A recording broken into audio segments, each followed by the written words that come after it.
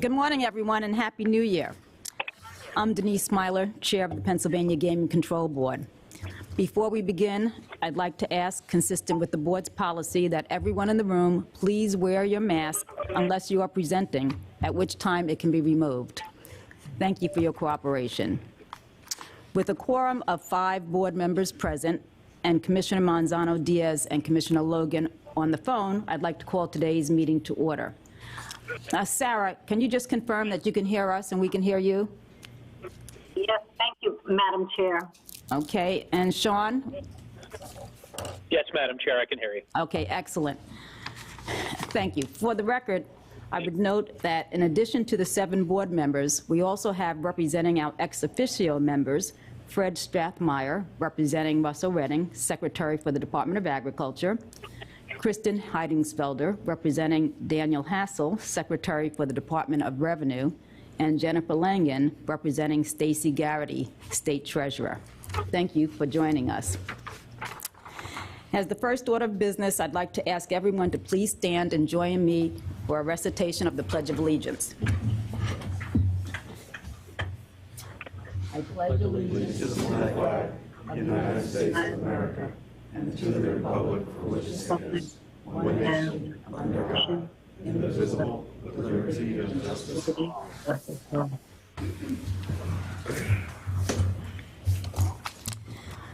By way of announcements, the board held an executive session yesterday, Tuesday, January 18th, to discuss personnel matters, ongoing litigation, and to conduct quasi-judicial deliberations relating to matters coming before the board. I'd also like to announce that the board has scheduled public input hearings related to the license renewals for the Hollywood Casino at Meadows and the Rivers Casino Pittsburgh. The Hollywood Casino at Meadows public input hearing will be held on March 15th, 2022, beginning at 3 p.m. It will be held at the North Strabane Town, is that correct? North Strabane, that's good. North Strabane Township Fire Department, Station Number 2, 1032 Route 519, 854, Pennsylvania. The Rivers Casino Pittsburgh public input hearing will be held on March 16th, 2022, beginning at 10:30 a.m. It will be held at the Allegheny County Courthouse, Gold Room, number 410, 436 Grant Street in Pittsburgh, Pennsylvania. Information about how one can register to speak at these hearings or submit written comment will be posted on the board's website in the coming days.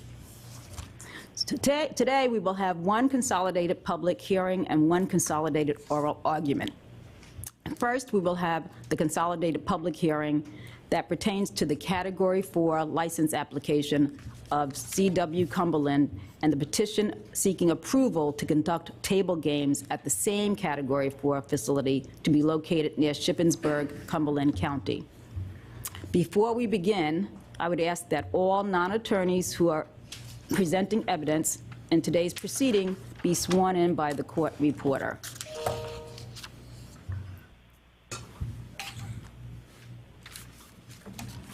Just raise your right hand, please. You solemnly swear or affirm that the testimony you give will be the truth, the whole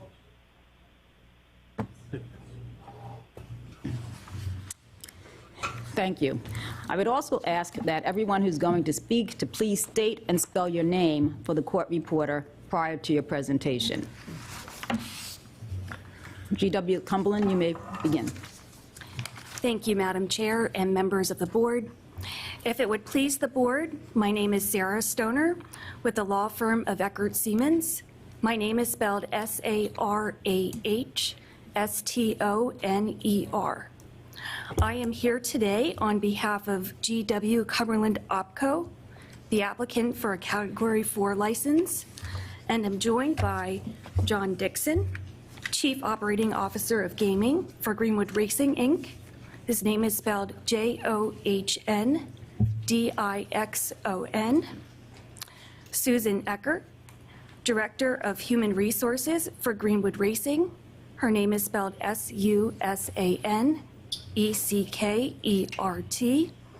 And Ron Davis, Director of Diversity and Community Development for Greenwood Racing. His name is spelled Rondavis. Also with us today, Tom Bonner, Vice President and Legal and Chief Counsel for Parks Casino, and Mark Stewart, my colleague at Eckerd Siemens. We are pleased to move the project forward and to be one step closer to the Commonwealth and the local Shippensburg community, realizing the benefits of the project. At this time, I will turn the presentation over to John Dixon. Thank you. Good morning, Madam Chair and board members. Thank you for the opportunity to present to you this morning. First of all, just a little background about Parks Casino. We are the #1 casino in Pennsylvania since we opened in December 2006. We've invested more than $700 million in our casino since then. We believe we've compiled an admirable record of commitment to diversity, community outreach and social responsibility, which my colleague Ron will talk about in a moment. We do prioritise local residents when we hire people and also for vendor selection when we're working with suppliers, and Susan will touch on that shortly as well. We've created a strong working relationship within the community that we operate in, and we have a strong commitment to responsible gaming and compliance, which we believe is evidenced by our outstanding record in this area. Benefits to the Commonwealth. Parks Casino has generated substantial tax revenues since we opened. Since we began through December last year, we've paid $3.4 billion in taxes to the state of Pennsylvania, including $3 billion in slots, $267 million in table games, and more recently, our online sports betting and online casino operations have combined paid about $79 million in taxes. The Category 4 process seems to have been a long one, this one. On February 22nd, 2018, we won an auction conducted by the board to develop a Cat 4 casino in Cumberland County, and our selected location was Shippensburg Township. We submitted a gaming application to the board on October the 23rd, 2018, and subsequently filed a petition to add table games to that on April the 8th, 2019. We then conducted a public input hearing more recently on May the 20th last year. So, infrastructure for the project. Our location, which we'll see in a moment on a map, is right in the retail district of Shippensburg on Conestoga Drive. As we'll see in a moment, in fact, why don't we move on to the next slide. So here is the location marked in with a red dot here right in the centre of the screen.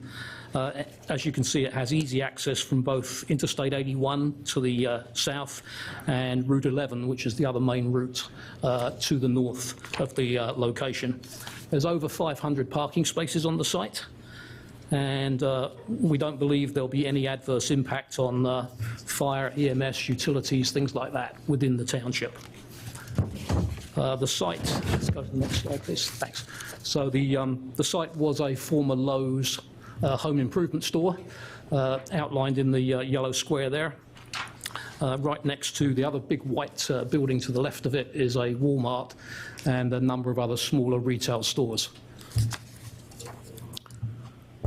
We believe that the location here is well positioned to draw patrons not only from the Shippensburg and Chambersburg, Carlisle area, but also from Hagerstown and Western Pennsylvania, Western Maryland, sorry.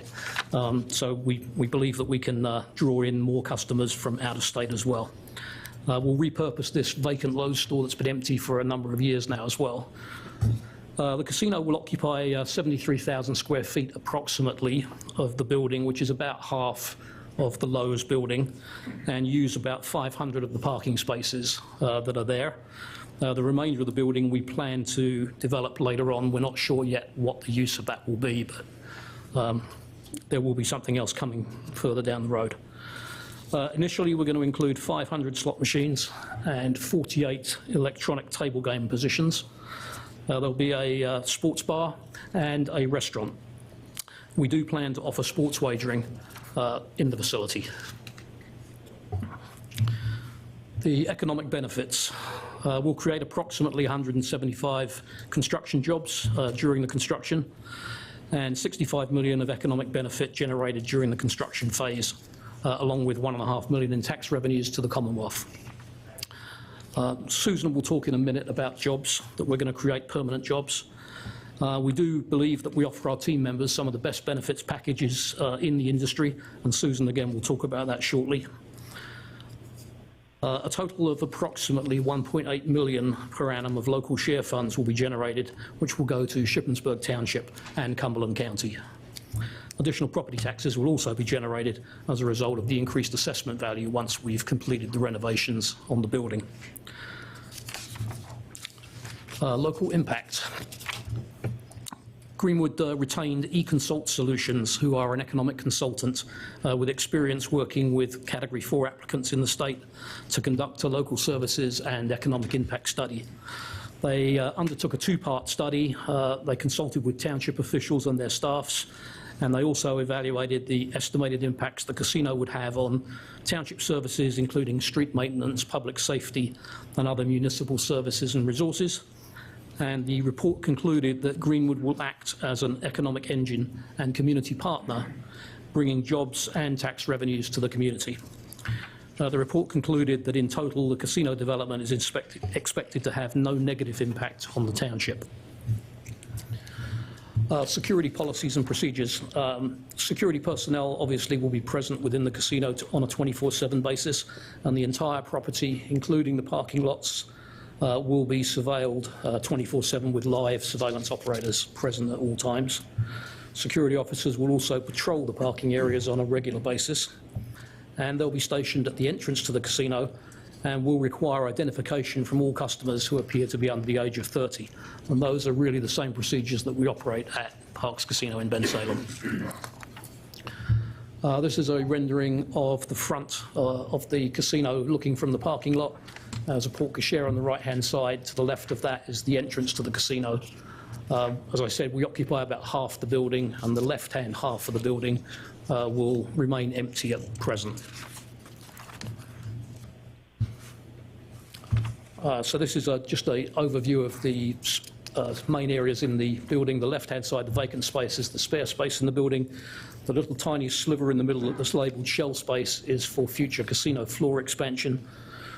The gaming floor area and the back of house areas are as labelled, and the restaurant and bar are in the front left of the casino.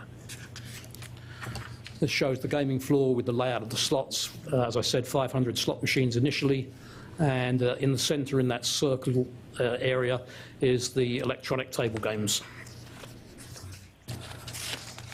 This is our back of house area with cage and then all of the other back of house functionality that we need to operate the casino.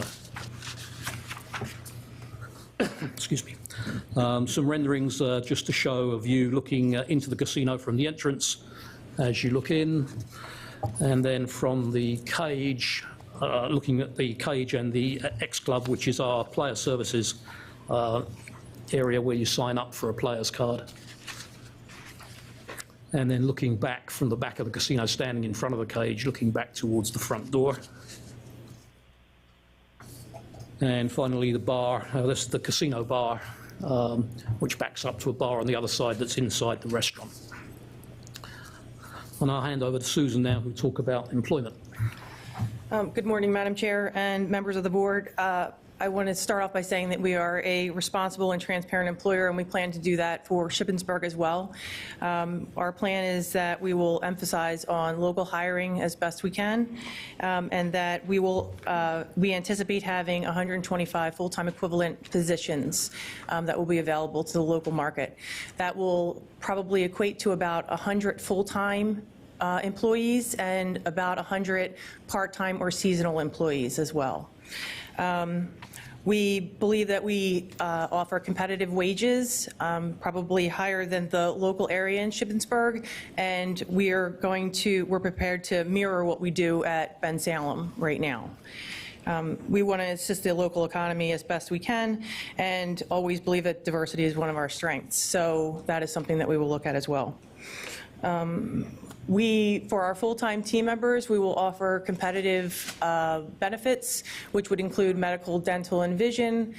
We have a 401k with company match. We also have tuition reimbursement, and those kinds of things. So that's our plan, is to continue and do the same thing for our Shippensburg team members. Thanks, Susan.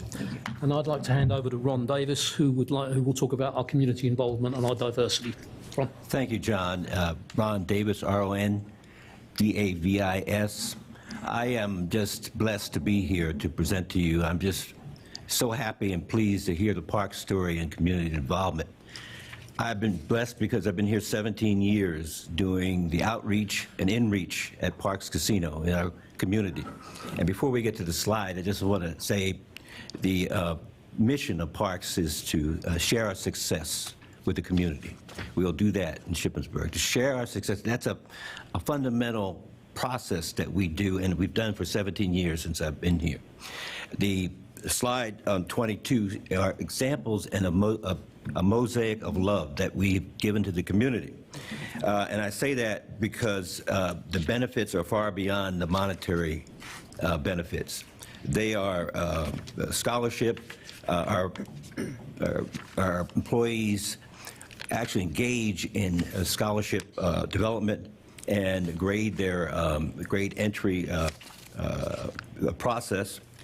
We give holiday giving to food bank. We're part of the whole process with that, and partnership. Partnership is key to our success in the community.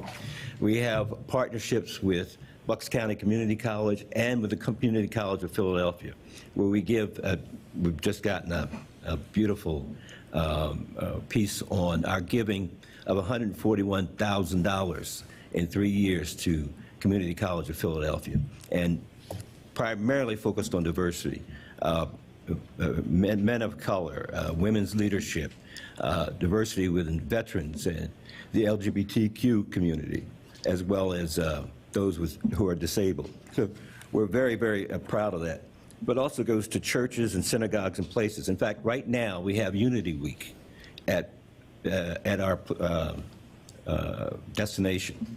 And we hope to spread that again to our new destination. Unity Week brings together faith leaders in our community. Parks hosts a lunch and a dinner for each one of the segments of the days that started Martin Luther King Day up to Friday. So we're very happy and pleased that we're part of that and have been for years. We are giving to Habitat for Humanity, are giving for the 4 ambulances, and it's actually beyond the 4 ambulances now. The involvement with veterans. We have a veterans outreach called Tour of Honor, where we take World War II veterans and Korean veterans to see the monuments in Washington, bring them back, feed them, and thank them. That's part of our process. We also have a homeless veterans program. So we do outreach to homeless veterans, and we employ them. We actually have outreach there. So we're excited about that. And Ben Salem Pride Day. And we're corporate members of the NAACP and Latino Leadership Alliance. We're just pleased for developing these partnerships within our community. We're going to expand those, again, in the new community as we go forward. Our giving is second to none, and you probably see it in your reports. We are probably 3 times any other casino in our giving. Last year, we had $9.1 million that we gave to organizations, to those who might want to, we might want to help. And over the years, we've given over $100 million to causes, and I'm proud to be part of that process. But it's our team members who give. We have a thing called business resource groups. Inside our organization, we have those who identify as women's leadership, as people of color, as veterans, as LGBTQ or Pride. We have seniors, and each one of those elements within our staff are an important part of our strategy to do outreach to the community. And we're very pleased with that, and you'll see more and more of that as we develop partnerships within the community. So we're very proud of that, and I am so proud to be part of that process. I mean, I started years ago as a dream, and it becomes a reality and became a reality. I'll go to the next page because I am also the responsible gaming officer, and we meet quarterly. Every team member is required to complete annual responsible gaming training. Responsible gaming executives meets quarterly, and we're actually meeting tomorrow with a group called Live and Grin, and that's at the end of the presentation. But Live and Grin, we found that we needed to have a solution for those for addiction who have addiction issues. So we partner with Live and Grin, who's an addiction treatment program, and we've actually developed a partnership with them, and we have them come in once a year and they talk about what they're doing with it, with that program, and then we're giving brochures and other kinds of information within our casino on a solution to their problem. And then we continue the partnership with them and fund their program. So we're very, very proud of that. We have board level members. We're a board level member with the American Gaming Association and the National Council for Problem Gambling. I'm on the National Diversity Task Force, the National Council of Problem Gambling. I'm very proud of that because we're able to touch other communities. We're partners with the American Red Cross. I'm on the National Red Cross Board under diversity. So we touch not only Pennsylvania, but more communities around the U.S. So I'm very proud of the things that we're doing in this area. Thank you. Thanks very much, Ron. And that concludes our presentation, and we're happy, obviously, to take any questions from the board. Thank you. Thank you. Enforcement Counsel, you have any questions? Yes, we do. John Crowe, C-R-O-H-E, Senior Enforcement Counsel for the Office of Enforcement Counsel.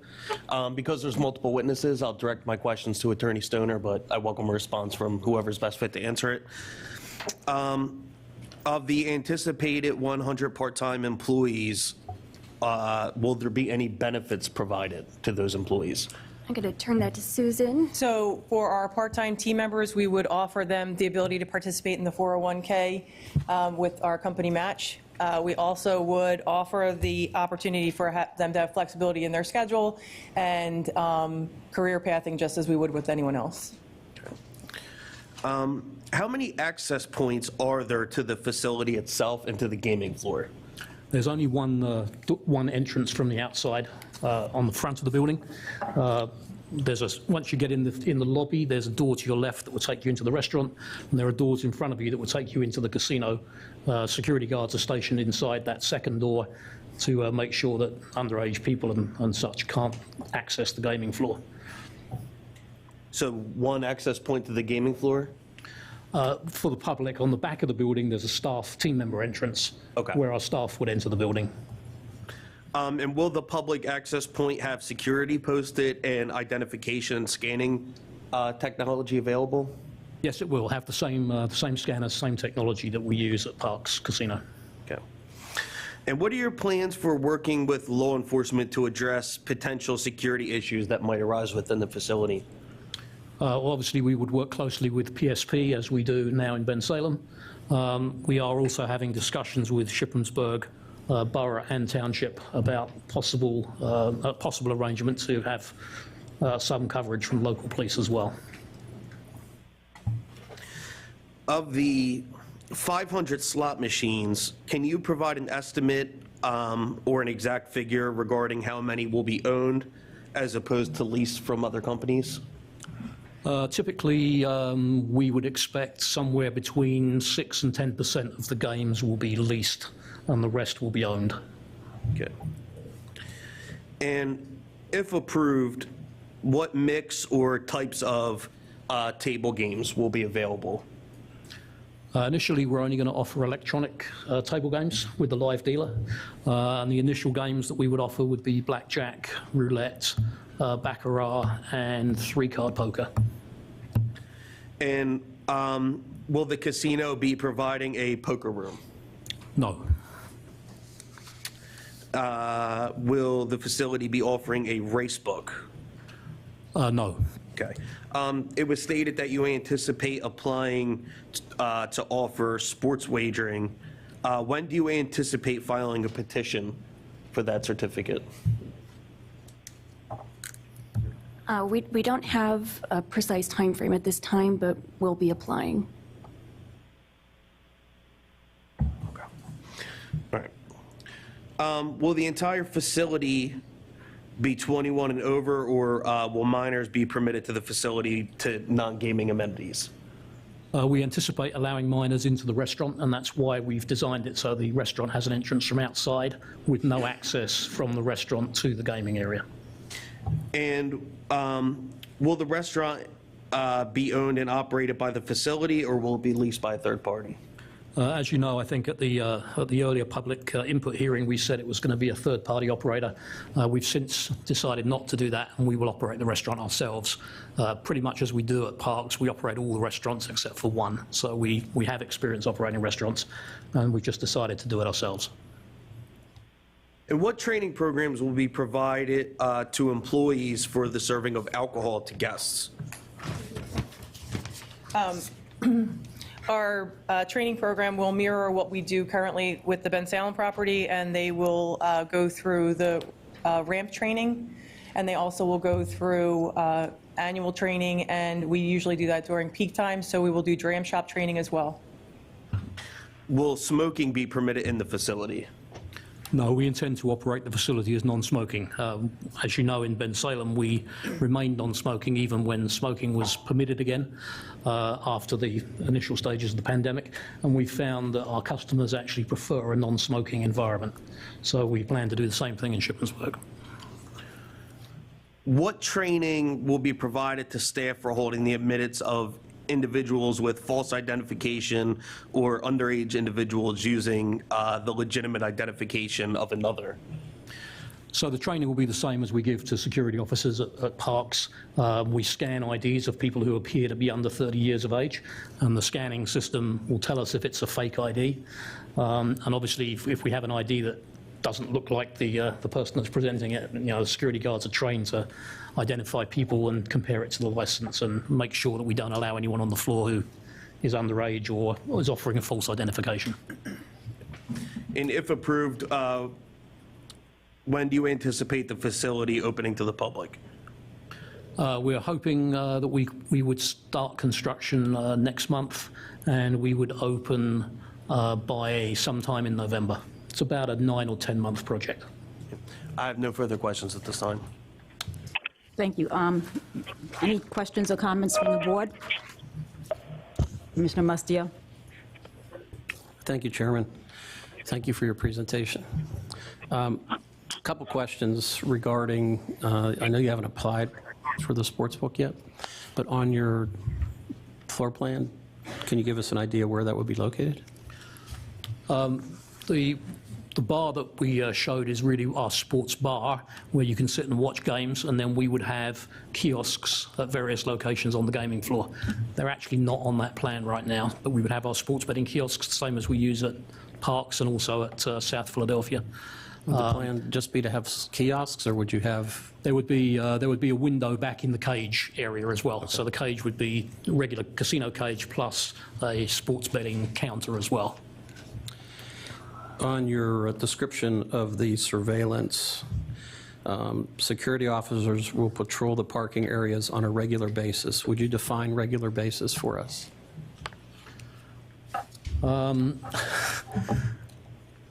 Will you have cameras in the parking lot? Yes, yes. There's cameras and surveillance 24/7. Okay. You will have cameras in the parking lot? Absolutely, yes. Any other technology that will identify people that are left in cars by chance? No other technology, no. Okay.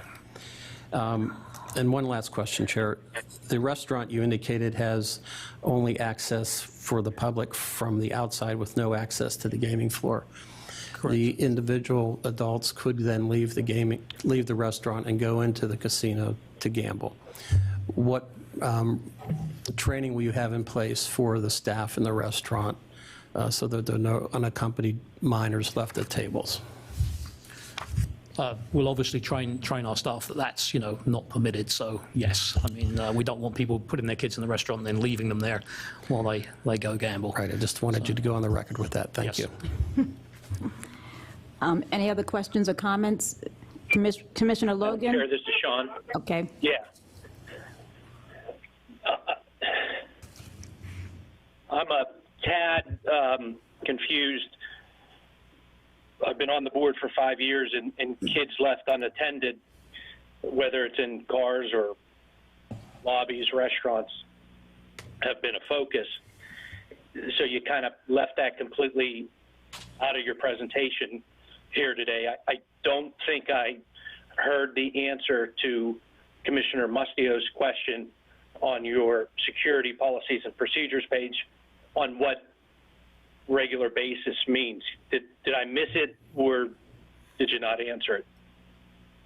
I didn't give a specific time period. Can you? Well, it varies depending on the time of day to some extent, and how busy the casino is, how many people, how many cars are in the parking lot, how many security agents we might have out there patrolling. So it does vary. But typically at Parks Casino, there's always at least one rover out in the parking lot patrolling the area as a minimum, and it increases on busy days.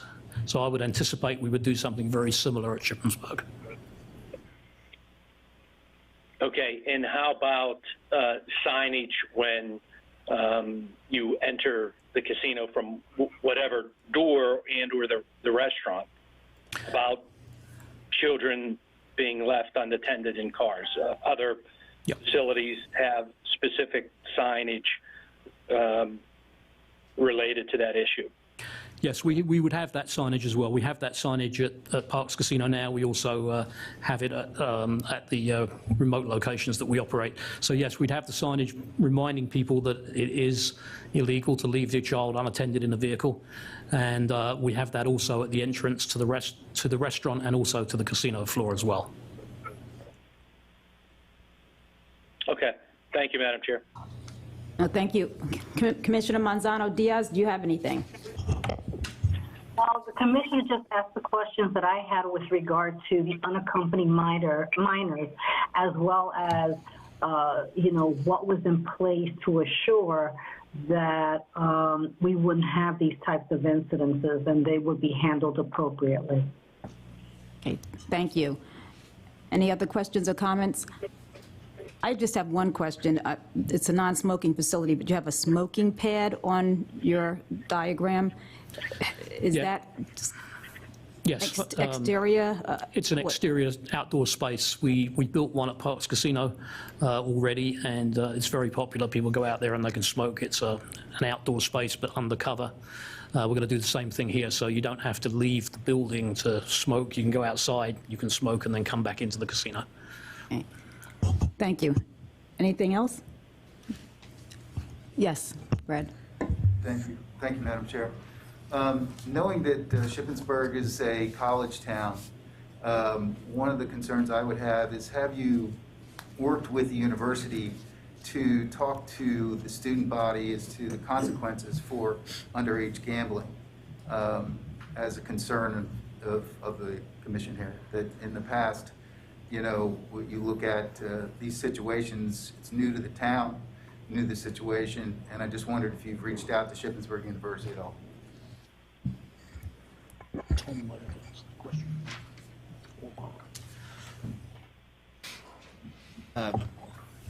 May it please the board, Mark Stewart with Eckert Siemens. Mr. Strathmeyer, the project has not proceeded to that, to that point yet. We certainly plan to have those communications, but we've been working to get to the license, and now, assuming that the board would approve the application, that would be on the to-do list in terms of implementing and developing the casino. Thank you. Any further questions, comments? If not, Enforcement Council, do you have a presentation? The Enforcement Council, Office of Enforcement Council has one witness that we would like to call today, Christopher Bauer, to discuss the traffic impact study regarding this application. You may proceed.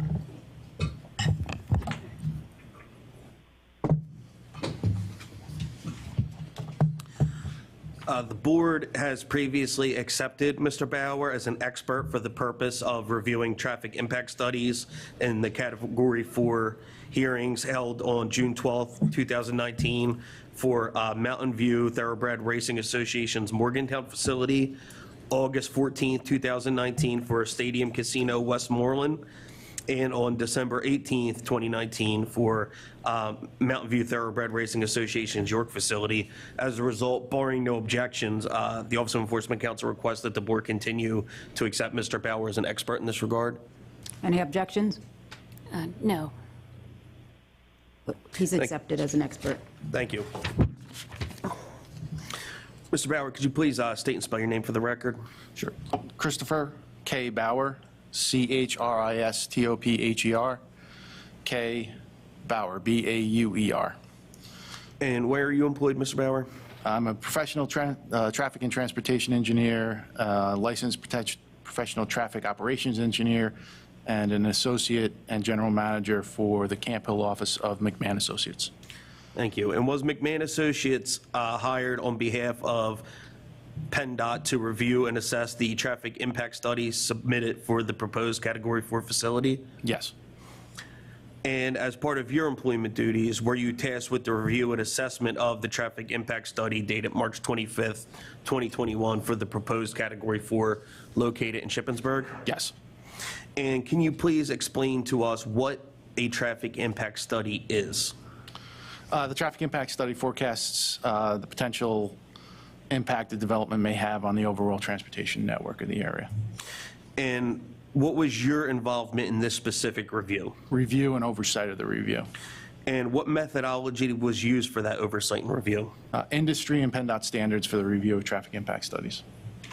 At any time during your review and assessment of the information provided, did anyone attempt to influence you or coerce you to provide a favorable or unfavorable review? No.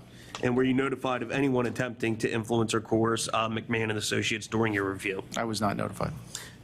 Was, based upon your review, McMahon Associates satisfied with the scope of the traffic impact study? Yes. And did that traffic impact study recommend any improvements to the area that was studied? No. Mitigation of the site-generated traffic is not required based on the study. The study intersections are predicted to operate satisfactorily. And did McMahon Associates respond to the traffic impact study? Yes. And was that response documented in a letter dated April 22nd, 2021? It was. And what was the nature of that response? It was a review of the March 31st traffic impact study, and it generated 8 general comments ranging from verification and justification of the modeling inputs, which is pretty common, to verification of trip assignments to the site.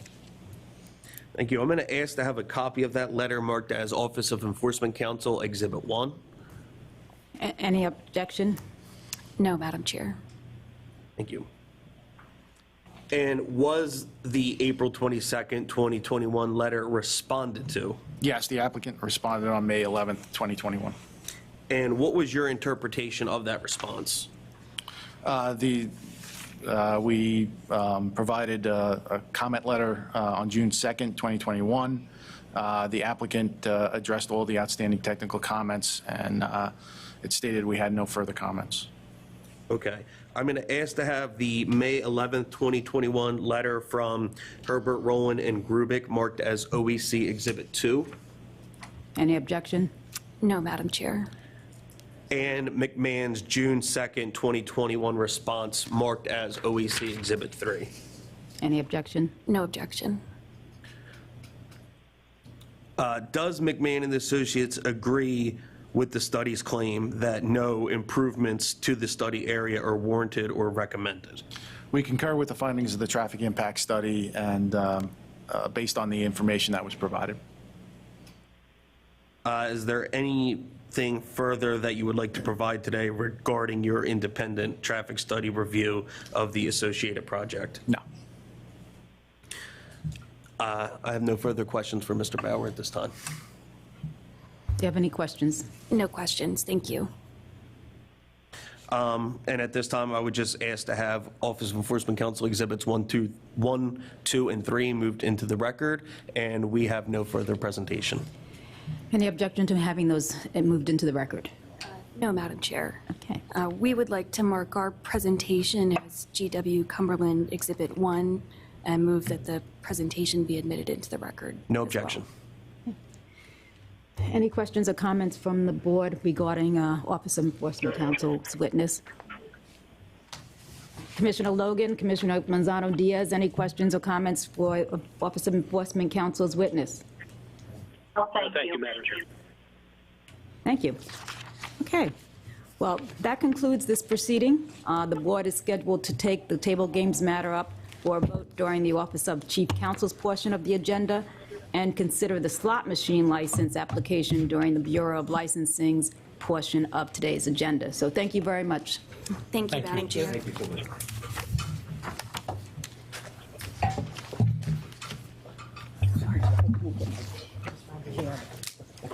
Stay up.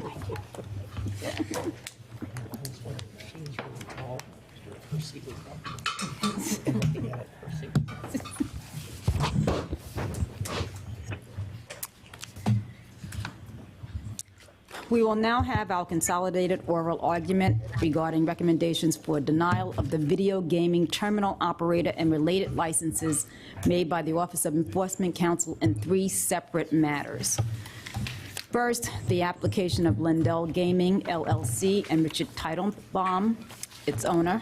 Second, Better Bets Ventures, LLC, and Michael Brosetti and Frank Brosetti, Jr. as its owners. And finally, Venture Gaming, LLC, and Brent Mays, its owner.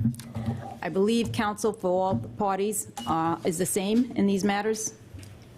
That is correct, Madam Chair. Okay. So, counsel, can you please identify yourselves for the record? Yes, good morning, Madam Chair. Kim Wahlberg, which is spelled K-I-M, first name, last name, W-A-L-B-E-R-G, on behalf of all applicants. Good morning. Richard Hu, H-U, on behalf of all the applicants. Enforcement counsel? Please identify yourself for the record. Good morning, Madam Chair. David Tepper, T-E-P-P-E-R, on behalf of the Office of Enforcement Counsel. Morning, Madam Chair. Cyrus Petrie, P-I-T-R-E, Chief Enforcement Counsel. Thank you. In each of these matters, Enforcement Counsel recommends the denial of the video gaming terminal operator license application and principal license applications associated therewith. They have each been the subject of proceedings before the Board's Office of Hearings and Appeals, where there have been hearings, stipulated facts, and briefings, ultimately culminating in reports issued by the Office of Hearings and Appeals. And after those reports were issued, there were exceptions filed as well. All of these documents and the entire record for each of these matters has been provided to the Board. Now, because these matters are closely related, albeit with some factual differences, and because the applicants share counsel, we are going to consolidate these arguments. With that said, the matters themselves remain separate, and there remain 3 separate cases, each involving the VGT operator applicant and its owners. The parties agreed to proceeding in this matter? Yes, Madam Chair. Okay. It is also my understanding that last week, the Board's Office of Chief Counsel reached out to counsel on both sides and confirmed that neither the Office of Enforcement Counsel nor counsel for the applicants feel there is a need for further evidentiary hearings or briefings. Is that correct? That is correct. Correct. Okay. Okay. And we are going to proceed by allowing Enforcement Counsel to argue first, identifying the basis for its recommendations of denial in each case, and arguing in support of their position. Counsel for the applicants will then have the ability to respond to Office of Enforcement Counsel and argue why their clients are suitable for licensure. This will be followed by a brief Office of Enforcement Counsel reply and a brief reply by appellant's counsel. I would ask that the arguments be thorough but concise. The Board will refrain from asking any questions during the course of these arguments, just so you know. And with that, Office of Enforcement Counsel, you may proceed. Thank you, Chair Smiler. Good morning. According to the Gaming Act's codified legislative intent, the legislature's primary objective, to which all other objectives and purposes are secondary, is to protect the public through the regulation and policing of all activities involving gaming and the practices that continue to be unlawful. Today, we respectfully request that the board continue doing what it has done time and time again, protect the public by maintaining a strictly regulated and controlled gaming environment in Pennsylvania. This morning, we have before you 3 applicants for terminal operator licenses and their related principals: Lendell Gaming and its owner, Richard Teitelbaum; Better Bets Ventures and its owner, Michael Prezzetti and Frank Prezzetti Jr., and Venture Gaming and its owner, Brent Mays. As the saying goes, you do not get to have your cake and eat it too. And that is exactly what these applicants for VGT terminal operator licenses and VGT principal licenses are trying to do, insofar as they wish to be allowed to operate in both the regulated and unregulated gaming spheres, or in one case, be absolved of their previous participation in unregulated and unlicensed gaming. As we will discuss today, the Office of Enforcement Counsel requests that the board find that the conduct of each of these applicants for VGT principal license renders them unsuitable for 3 main reasons. First, because they engaged in conduct that violates the Gaming Act, the Video Gaming Act, and the board's regulations. Second, in each instance, the source of funding used by each to fund their entity applying for a terminal operator license are tainted and emanate from an affiliation with an entity involved in unsuitable conduct. And finally, based upon sound public policy concerns. All of these actions caused harm to the Commonwealth and the integrity of the gaming industry in Pennsylvania. Before I address the legal issues, I'm going to take a moment and briefly outline each matter. First, Richard Teitelbaum owns 2 businesses, Lendell Gaming and Lendell Vending. For each business, Mr. Teitelbaum is also the business's sole decision maker and corporate officer. Lendell Vending is a Delaware County-based business, which in addition to providing ATMs and other devices, problematically continues to supply Pennsylvania scale-branded Pace-O-Matic machines, or POM machines, to approximately 125 businesses in the Commonwealth, where they're made available to the public for play. In addition to the approximately 125 businesses where Lendell Vending places POM machines, they lease or rent POM machines to 2 other companies that also place POM machines in businesses for the public to play. Next, we have Michael Prezzetti and Frank Prezzetti Jr., who are brothers that jointly own Better Bets Ventures. In addition to Better Bets Ventures, since 2008, the Prezzettis, along with their father, Frank Prezzetti Sr., own a second business, Hugo Amusements, LLC. Michael Prezzetti and Frank Prezzetti Jr. both hold themselves out as decision makers for Hugo Amusements. Since 2015, Hugo Amusements has made and continues to make gaming devices available to the public by providing them to businesses located in this Commonwealth. As of July 2020, Hugo Amusements provided 155 devices to 86 Pennsylvania businesses, including restaurants, bars, gas stations, and convenience stores. As of 2020, the devices which the Prezzettis through Hugo Amusements have made available to the public include POM machines, High Roller Club vertical multi-game branded IGS machines manufactured by RCC Amusements LLC, Blue Sky multi-gaming board branded Blue Sky machines manufactured by RCC Amusements LLC, and Action Skill Games LLC, 8 Fuse House of Skill branded 8 Fuse machines manufactured by Strategic Marketing Group LLC, as well as Diamond Choice Skill 1, Diamond Choice Skill 2, Diamond Choice Skill 3, Superior Skill Game 1, Superior Skill Game 2, Superior Skill Game 3, and Lightning Skill branded Vanilla Games manufactured by RCC Amusements LLC. All of these are marketed as quote-unquote skill games. This case is different from that of Mr. Teitelbaum because certain devices that the Prezzettis through Hugo Amusements are peddling as skill games are illegal gambling devices. In 2017, the Court of Common Pleas of Luzerne County ruled that the Diamond Choice Skill 1 and Diamond Choice Skill 2 games were video gambling machines and were to be forfeited to the Commonwealth under Section 5513 of the Crimes Code, which criminalizes the ownership, operation, maintenance, or placement into operation of gambling devices. As it relates to Diamond Choice Skill 1 and Diamond Choice Skill 2 games, the Office of Enforcement Counsel is of the opinion that the ownership, operation, and placement of the devices into businesses in this Commonwealth by the Brusettis through Hugo Amusement constitutes illegal gaming conduct, or at the very least, unsuitable conduct which is inimical to the effective regulation of gaming and the public which the board is mandated to protect. Finally, Brent Mays is the 100% owner, sole corporate officer, and decision maker for Venture Gaming. Mr. Mays is also the majority owner, president, chief executive officer, and primary decision maker for Pro ATM LLC.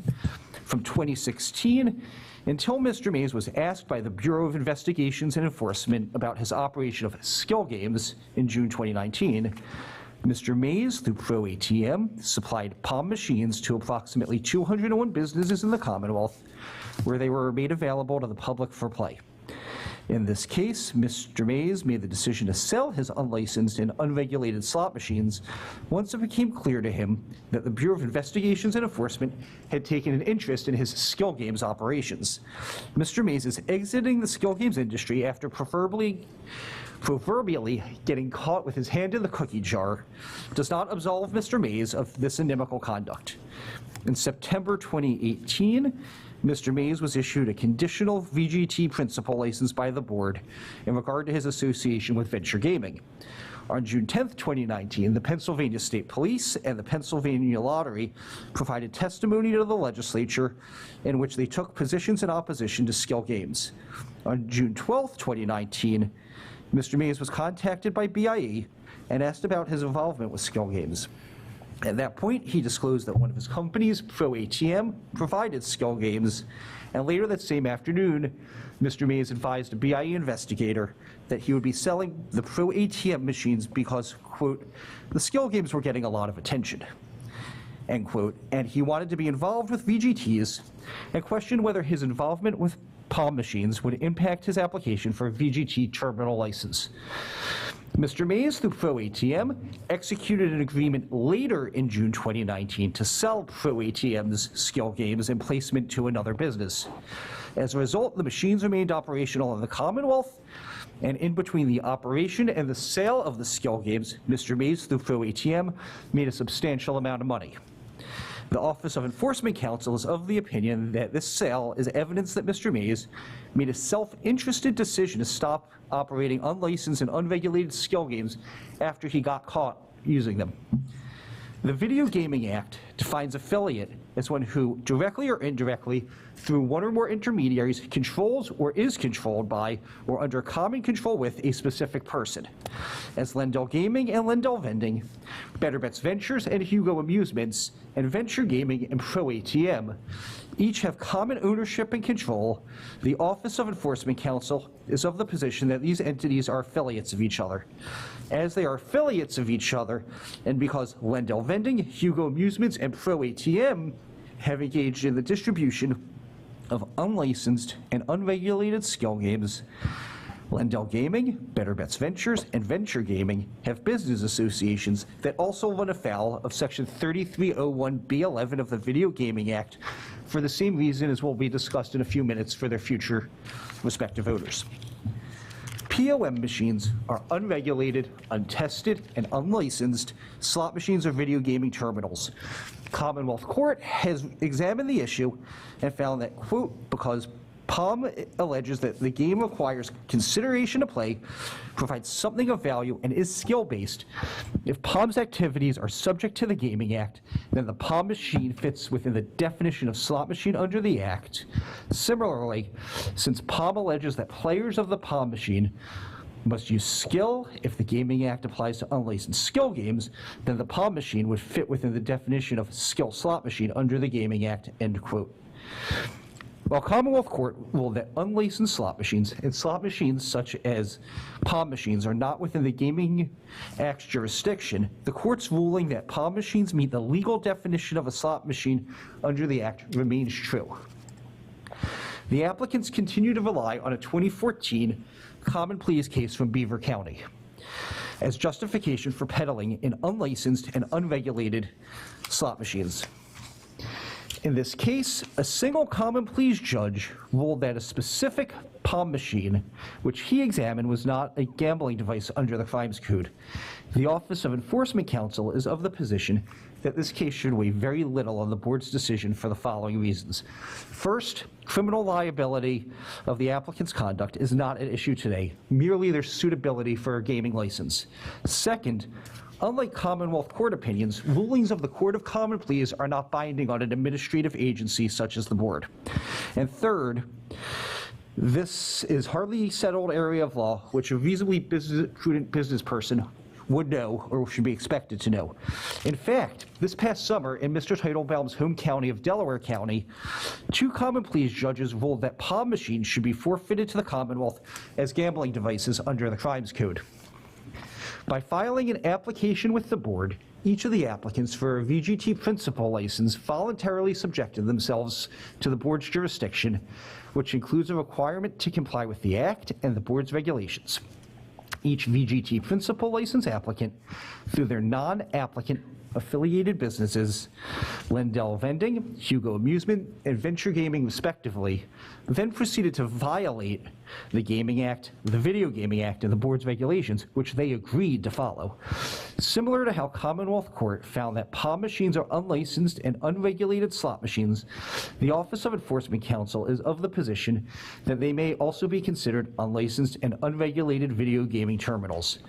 Section 3501 of the Video Gaming Act states, "No person may offer or otherwise make available for play in this Commonwealth a video gaming terminal unless the person is licensed under this part and in accordance with the regulations promulgated by the board."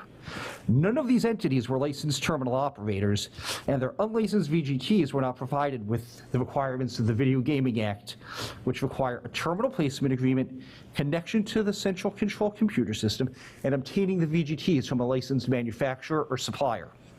Further, by merely possessing an unregulated slot machines or VGTs that may be used for gambling after applying for licensure, each applicant for a VGT principal license through their respective non-applicant affiliated businesses violated the board's regulations. Section 463(8.1) and Section 1113(8.1) of the board's regulations limit who may possess a slot machine or VGT.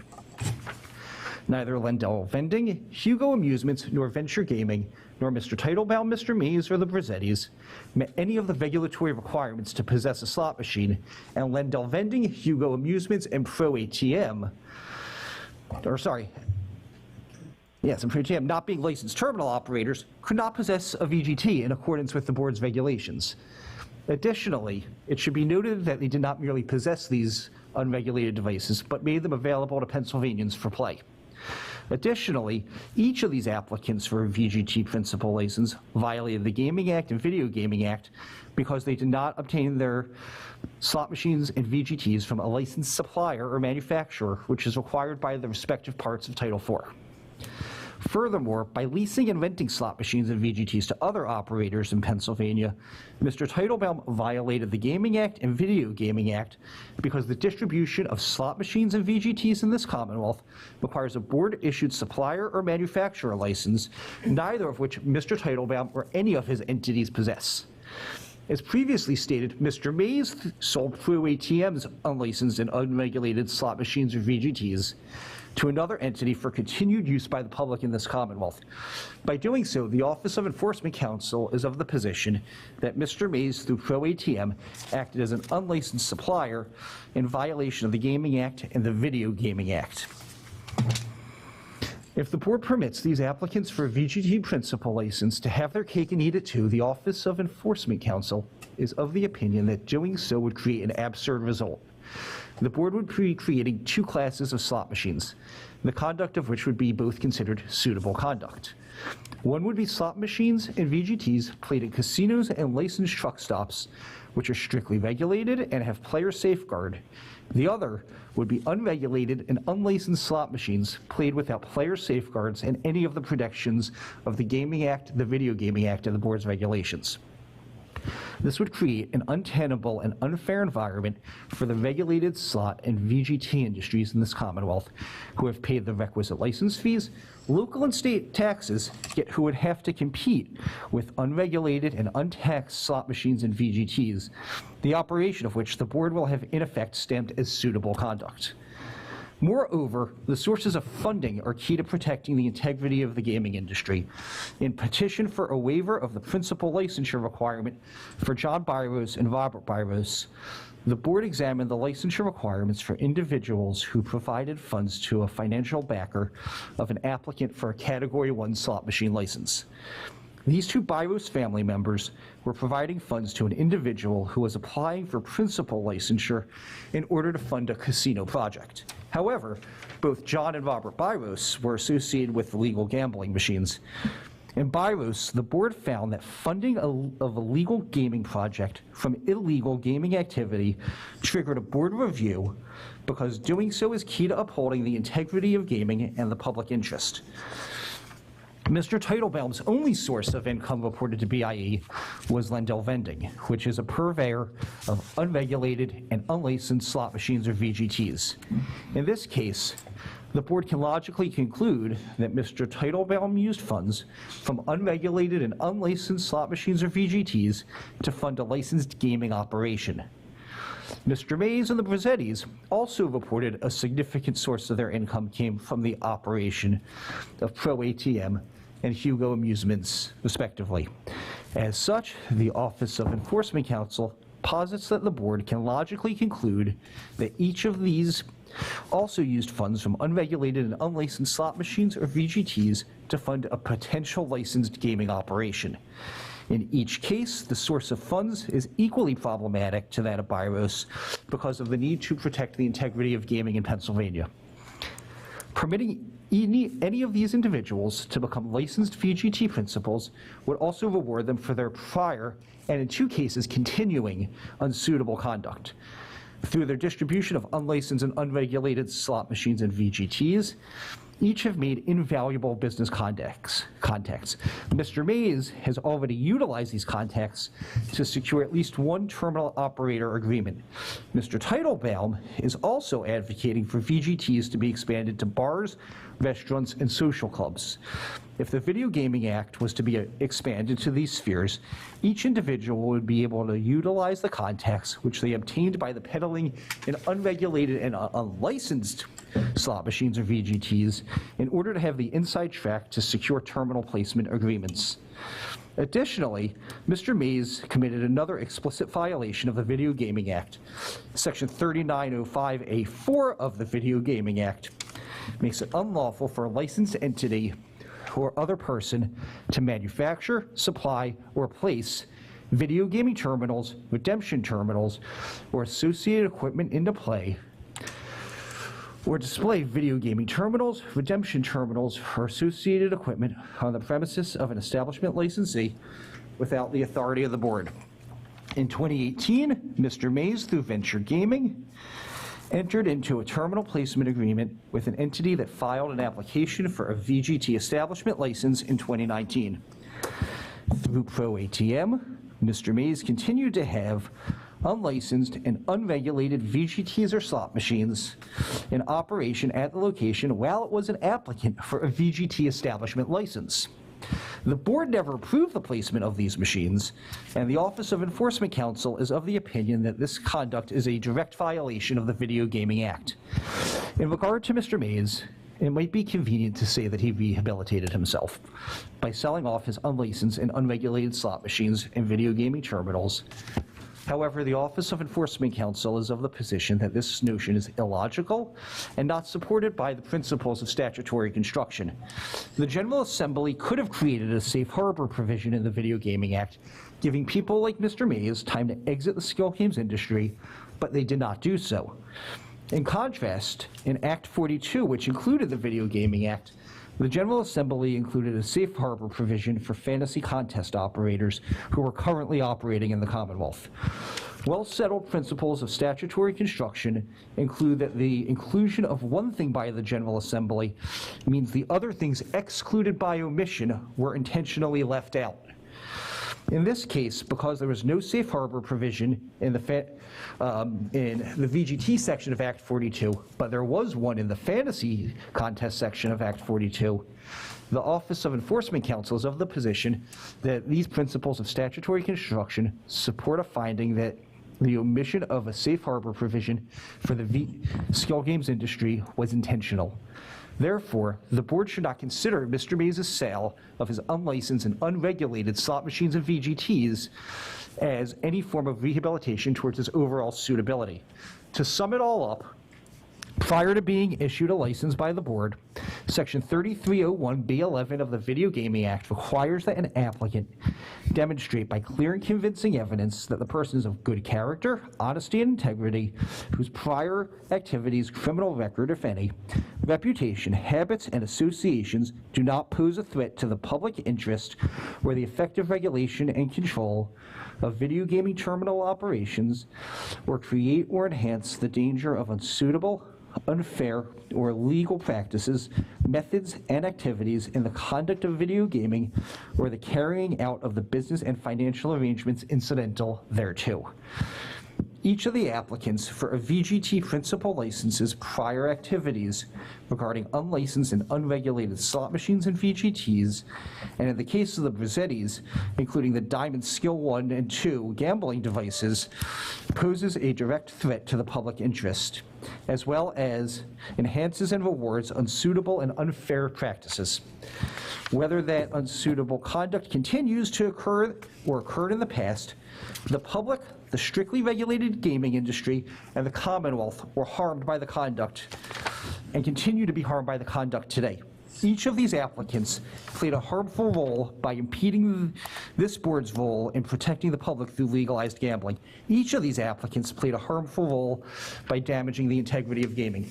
Each of these applicants played a harmful role by reducing the revenue and taxes received from strictly regulated gaming industry. These applicants should not be rewarded for their unsuitable conduct that continues to plague the Commonwealth.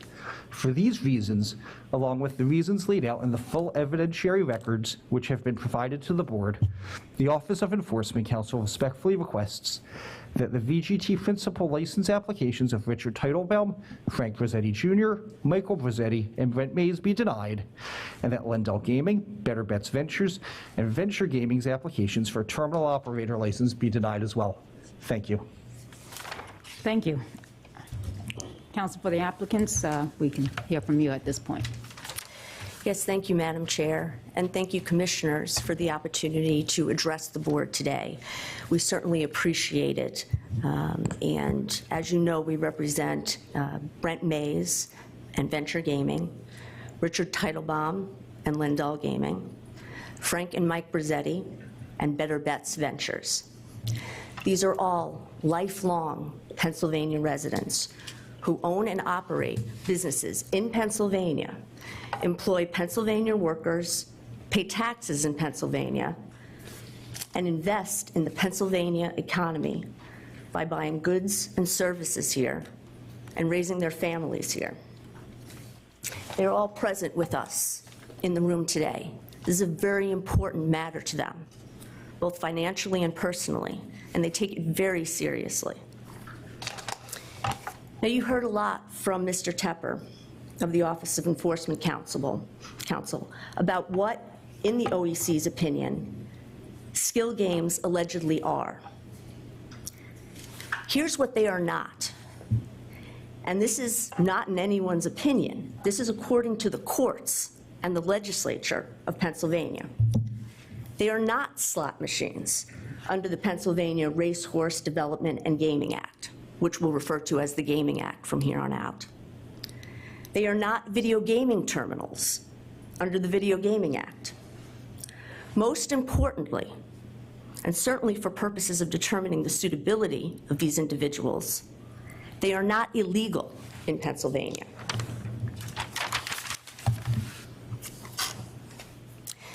The legality of these machines was the basis for the recommended denial. And I'll read from the recommended denial from the Office of Enforcement Counsel, and this applies across the board to all three cases. The Office of Enforcement Counsel is of the opinion that these devices are unlicensed and unregulated video gaming terminals and/or slot machines, skilled slot machines, or hybrid slot machines that have not been approved by the board for manufacturing or distribution in Pennsylvania.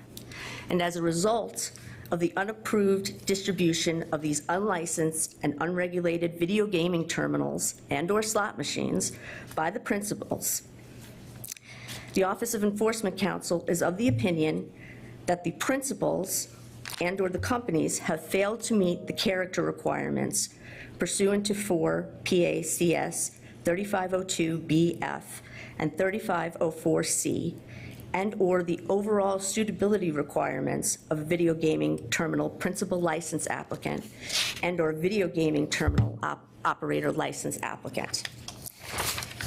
And if you look at the language of those particular sections that are cited here, suitability is defined as character, honesty, and integrity.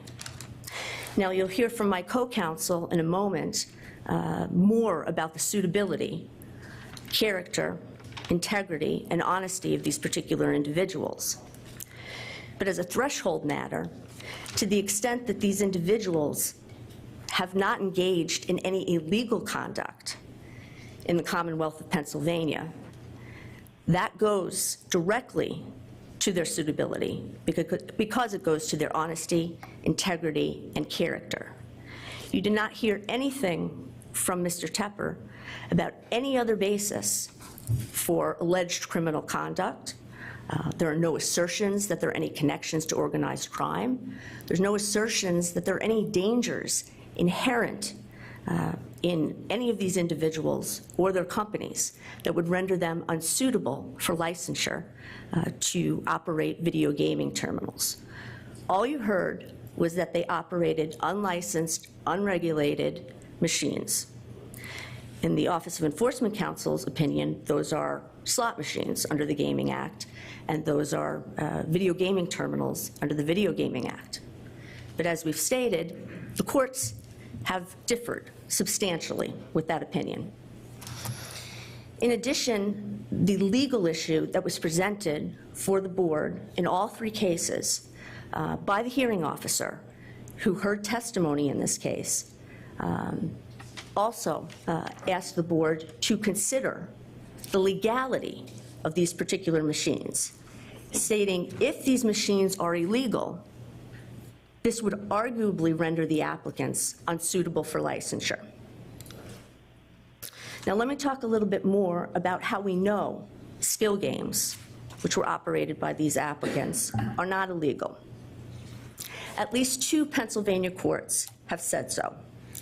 First, in In Re Pace-O-Matic, MD 965-2013, that's a 2014 criminal case from Beaver County. The court held that Pennsylvania skill games, like those operated by all of the applicants, are not quote-unquote gambling devices per se, because skill predominates over chance. That is one of the 3 essential elements for a gambling device. In fact, it's one of the essential elements to participate in gambling. The element of chance must predominate over skill. That's not present in these machines. And the court did a very robust, fulsome analysis of the particular games that were offered by these machines, including tic-tac-toe, a bonus shooting game, a follow me, which is similar to a Simon Says, and resolved that because these games involve elements of skill, including hand-eye coordination, dexterity, memory, and advanced cognitive ability, they are not gambling devices per se. Second, in Palm of Pennsylvania versus Department of Revenue, 418 MD 2018, the Commonwealth Court of Pennsylvania decided in November of 2019 that skill games, like those operated by the applicants, are not slot machines within the Gaming Act, because the Gaming Act only applies to large-scale slot machine operations at licensed facilities, such as casinos, racetracks, and hotels. The games at issue here were operated at bars, restaurants, social clubs, etc. None of the licensed facilities that are at issue, as found by the Commonwealth Court in the Gaming Act. Therefore, the court went on to say that they do not fall within the purview of the Gaming Act or, in fact, the jurisdiction of this particular board. And you heard Mr. Tepper state that the Commonwealth Court found that for all intents and purposes, these machines satisfied the definition of slot machines. Well, that's a mischaracterization of the court's actual holding, and I'll read from it. Because Palm alleges that its game requires consideration to play, provides something of value, and is skill-based, here's the important clause, if Palm's activities are subject to the Gaming Act, then the Palm game fits within the definition of slot machine under the Gaming Act. Similarly, since Palm alleges that players of the Palm game must use skill, if the Gaming Act applies to unlicensed games, then the Palm game would fit within the definition of skill slot machine under the Act. Again, those clauses, if they are covered by the Gaming Act, are critical. The court then went on to find, therefore, based on the plain language of the Gaming Act, as well as the legislative history, we conclude that unlicensed slot machines and/or slot machines that are not approved by the Gaming Control Board, such as the Palm game, are not subject to the Gaming Act. Consequently, we hold that even if the Palm game were considered an illegal gambling device, they go that far. The Gaming Act does not give the Gaming Control Board the power to regulate illegal gambling devices. Now, we contend, obviously, these are not illegal in any way, shape, or form, but even the Commonwealth Court goes as far as to say, even if they are illegal, even if they are criminal, there's no authority, no jurisdiction of this body to regulate them.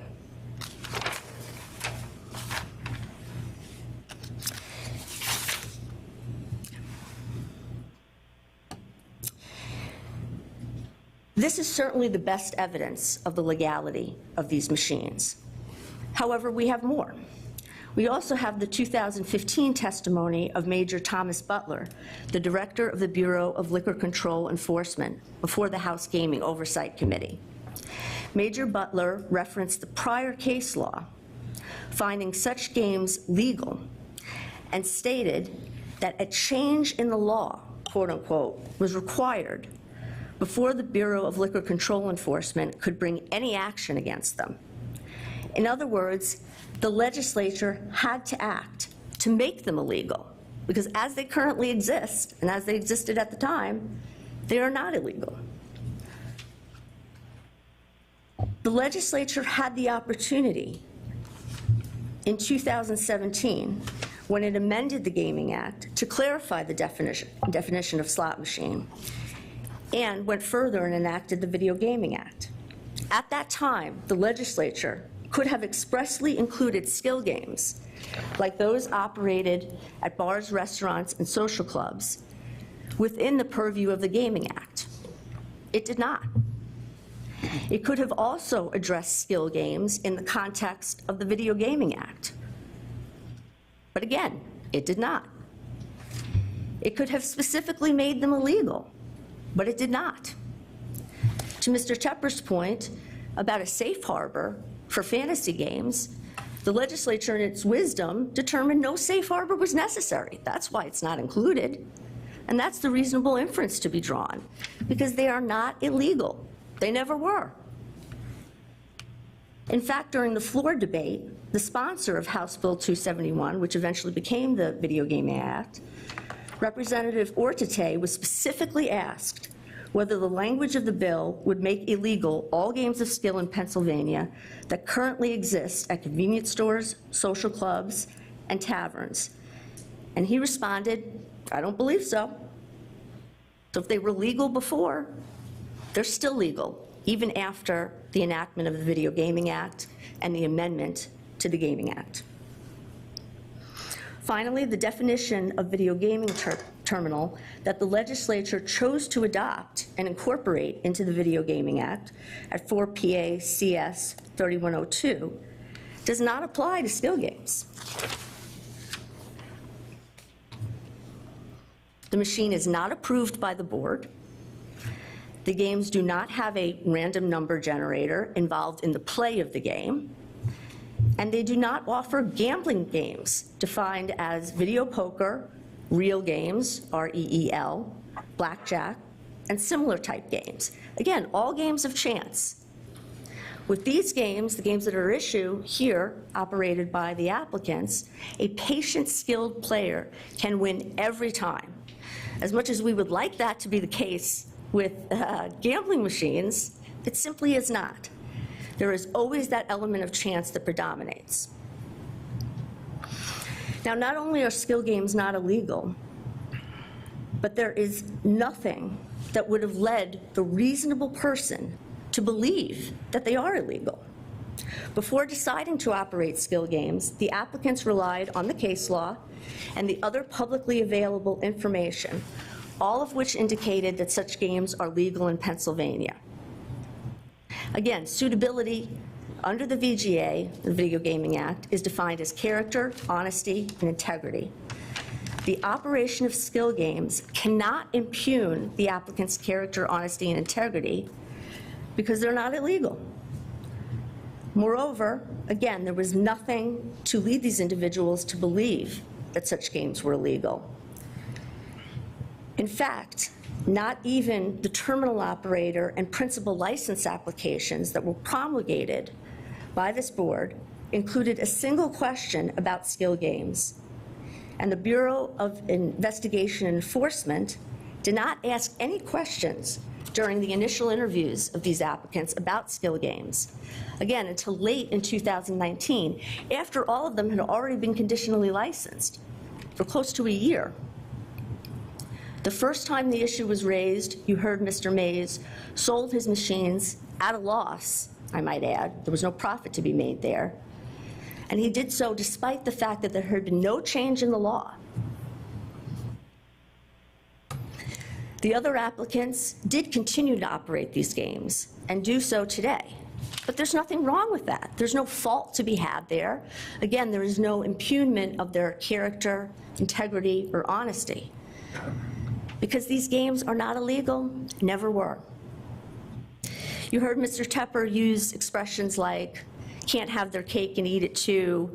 Mr. Mays got caught with his hand in the cookie jar. Well, before turning it over to Mr. Hu, I'll conclude by saying to deny these individuals and their Pennsylvania-based companies their licenses, that would be no just desserts. Mr. Hu?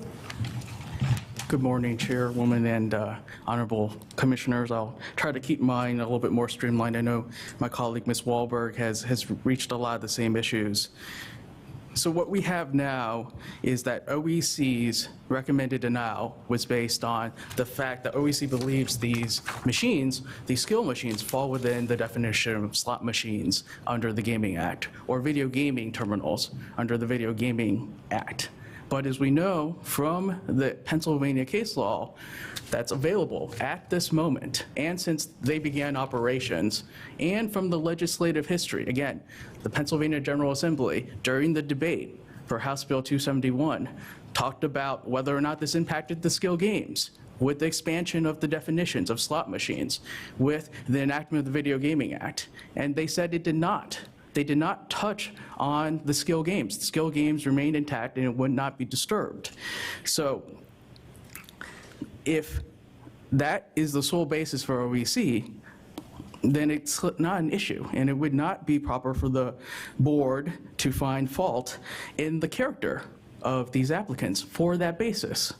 So when we're looking at suitability, right, under section 3502 of the Video Gaming Act, what does that mean for terminal operator applicants?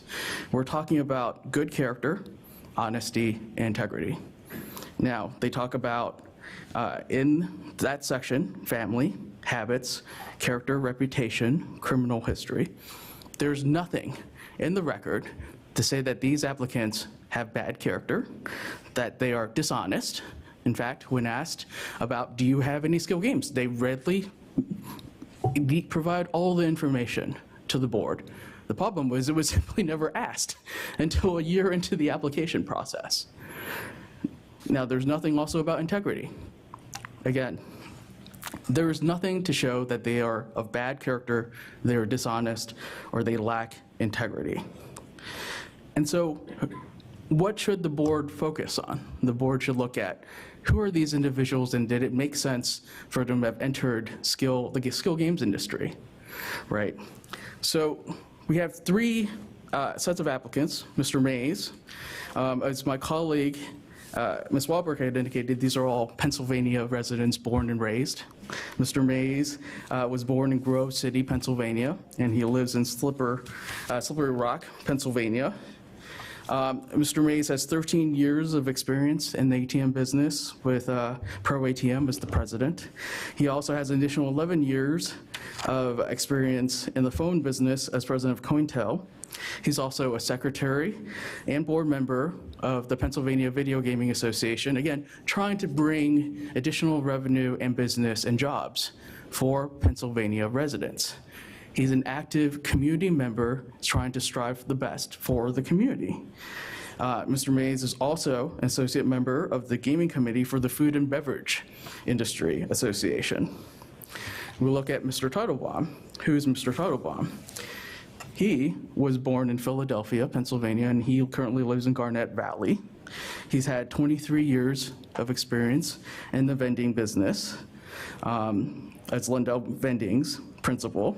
He's had additional 15 years in the payphone business, and he is the president and board member of the Pennsylvania Video Gaming Association. So again, a committed member of the Pennsylvania community trying to bring jobs and revenue to Pennsylvania.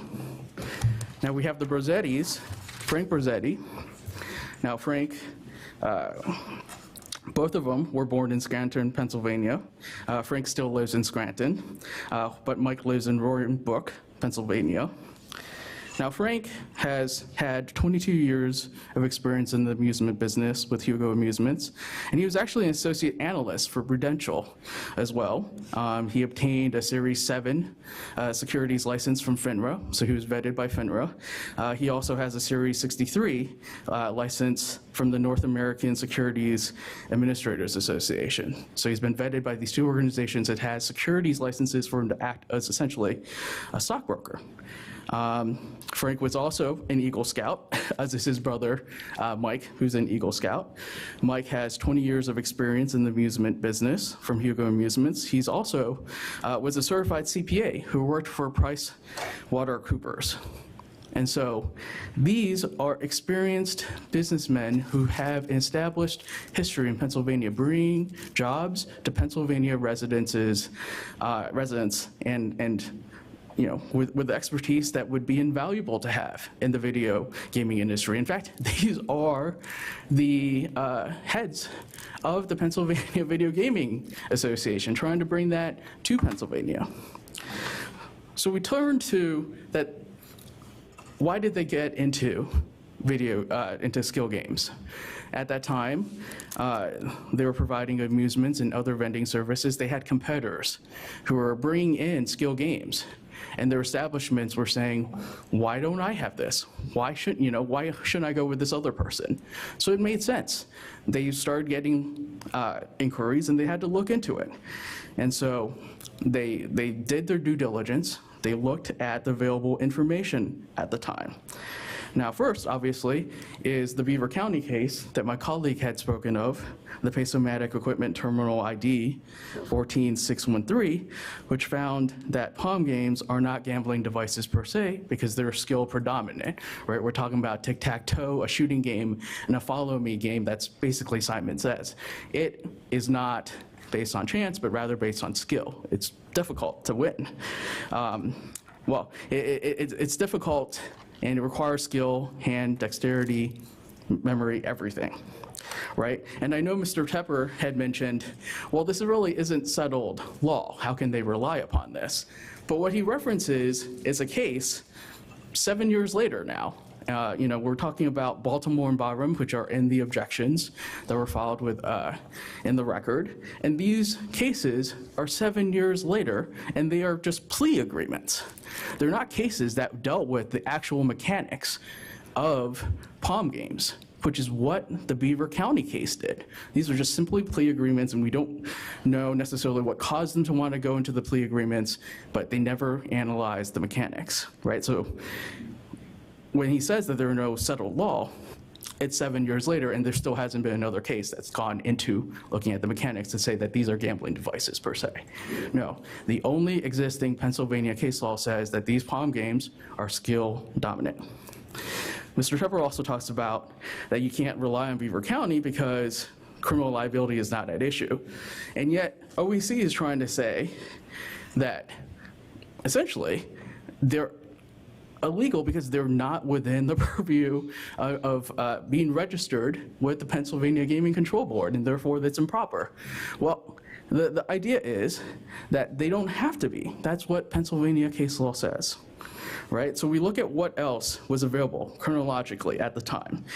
These applicants looked at the 2015 House Oversight Committee testimony by BLC Director Butler at the time, who indicated that with the Beaver County case and the case Commonwealth versus One Jersey Hold'em, which dealt with red, white, and blue, and Jersey Hold'em cases, that these are not gambling devices per se, they are skill dominant, right? So they look at that, and the Director Butler said, if we're to take any action on these, there has to be a quote, change in the law.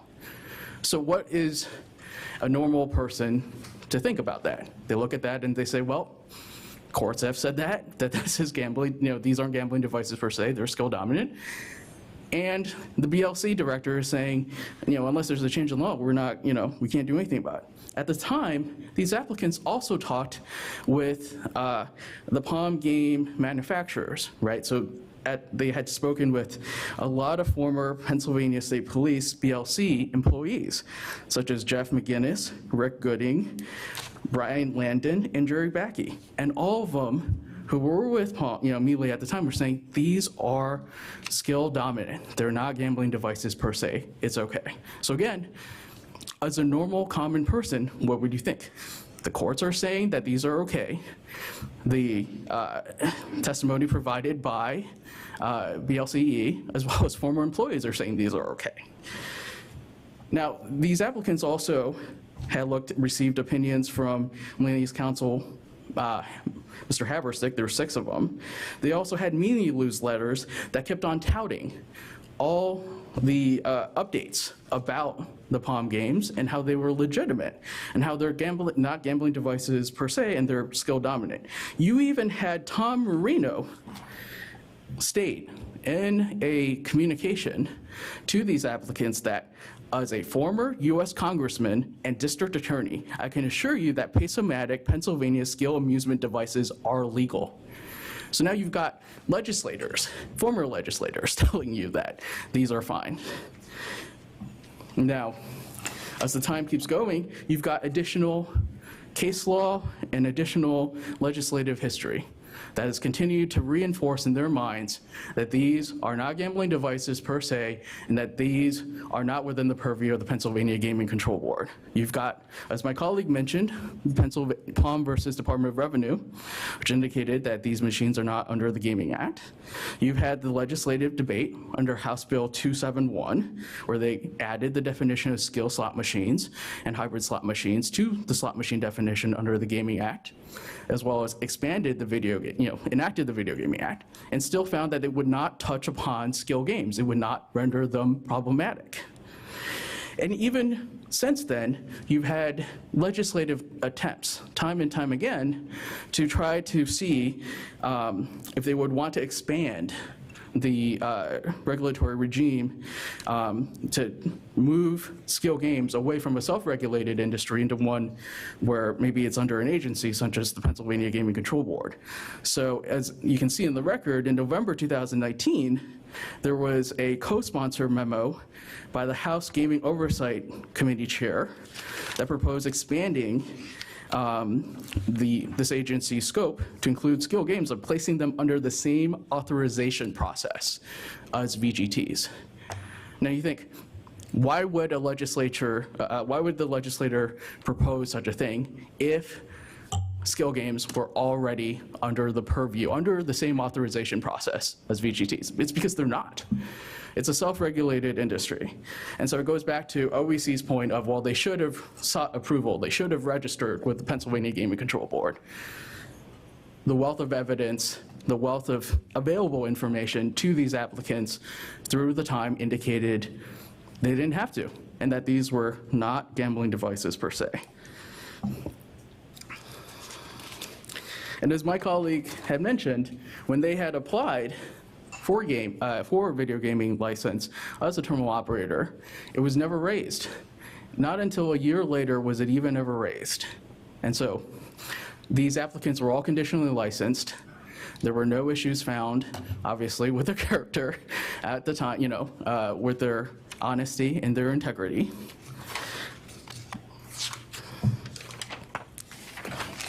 Simply put, there's nothing in the record that would indicate that these individuals are dishonest, lack integrity, or don't have good character. And honestly, it's a shame because it is impacting these 3 Pennsylvanian applicants that employ Pennsylvania citizens and residents. And when you look at those that are currently involved in video gaming, as video gaming terminal operators, a lot of these are from out of state. A lot of these are larger corporations. And we're talking about homegrown Pennsylvanian businesses that by all means should be licensed. Now I'll just speak briefly to the point about public policy. I know Mr. Tepper had brought up the fact that these applicants already have business connections to these establishments, that should render them easily to get contracts, essentially, to put in VGTs. But how is that any basis for saying they have bad character, or that they're dishonest, or that they lack integrity?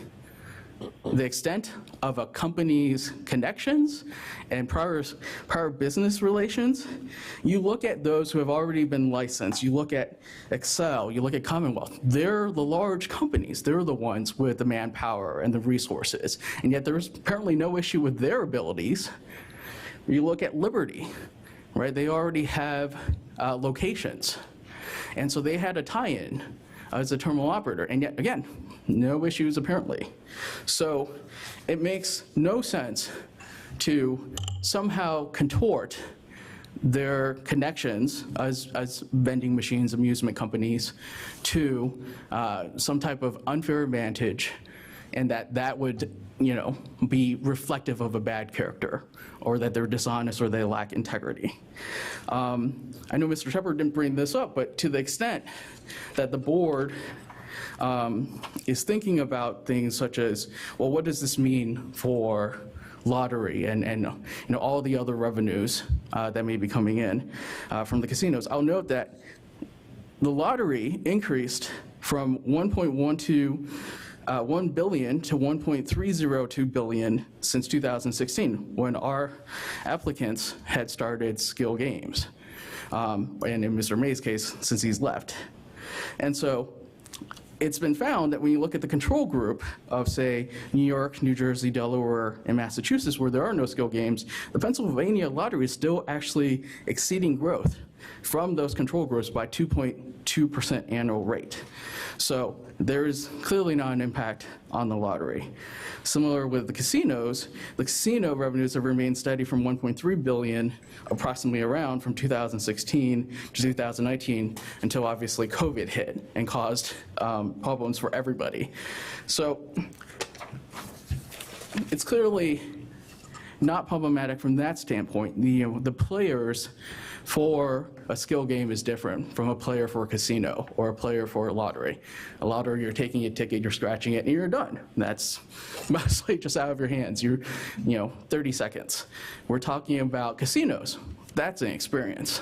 that is going to a casino with a hotel, restaurants, everything, it's completely different. You don't have the same patrons that are going to these. So you're not taking away from one. In fact, I think there's synergy when they're placed together. I think there's been notice that if you had a Keno lottery as well as a skill game, the revenues actually increase for both.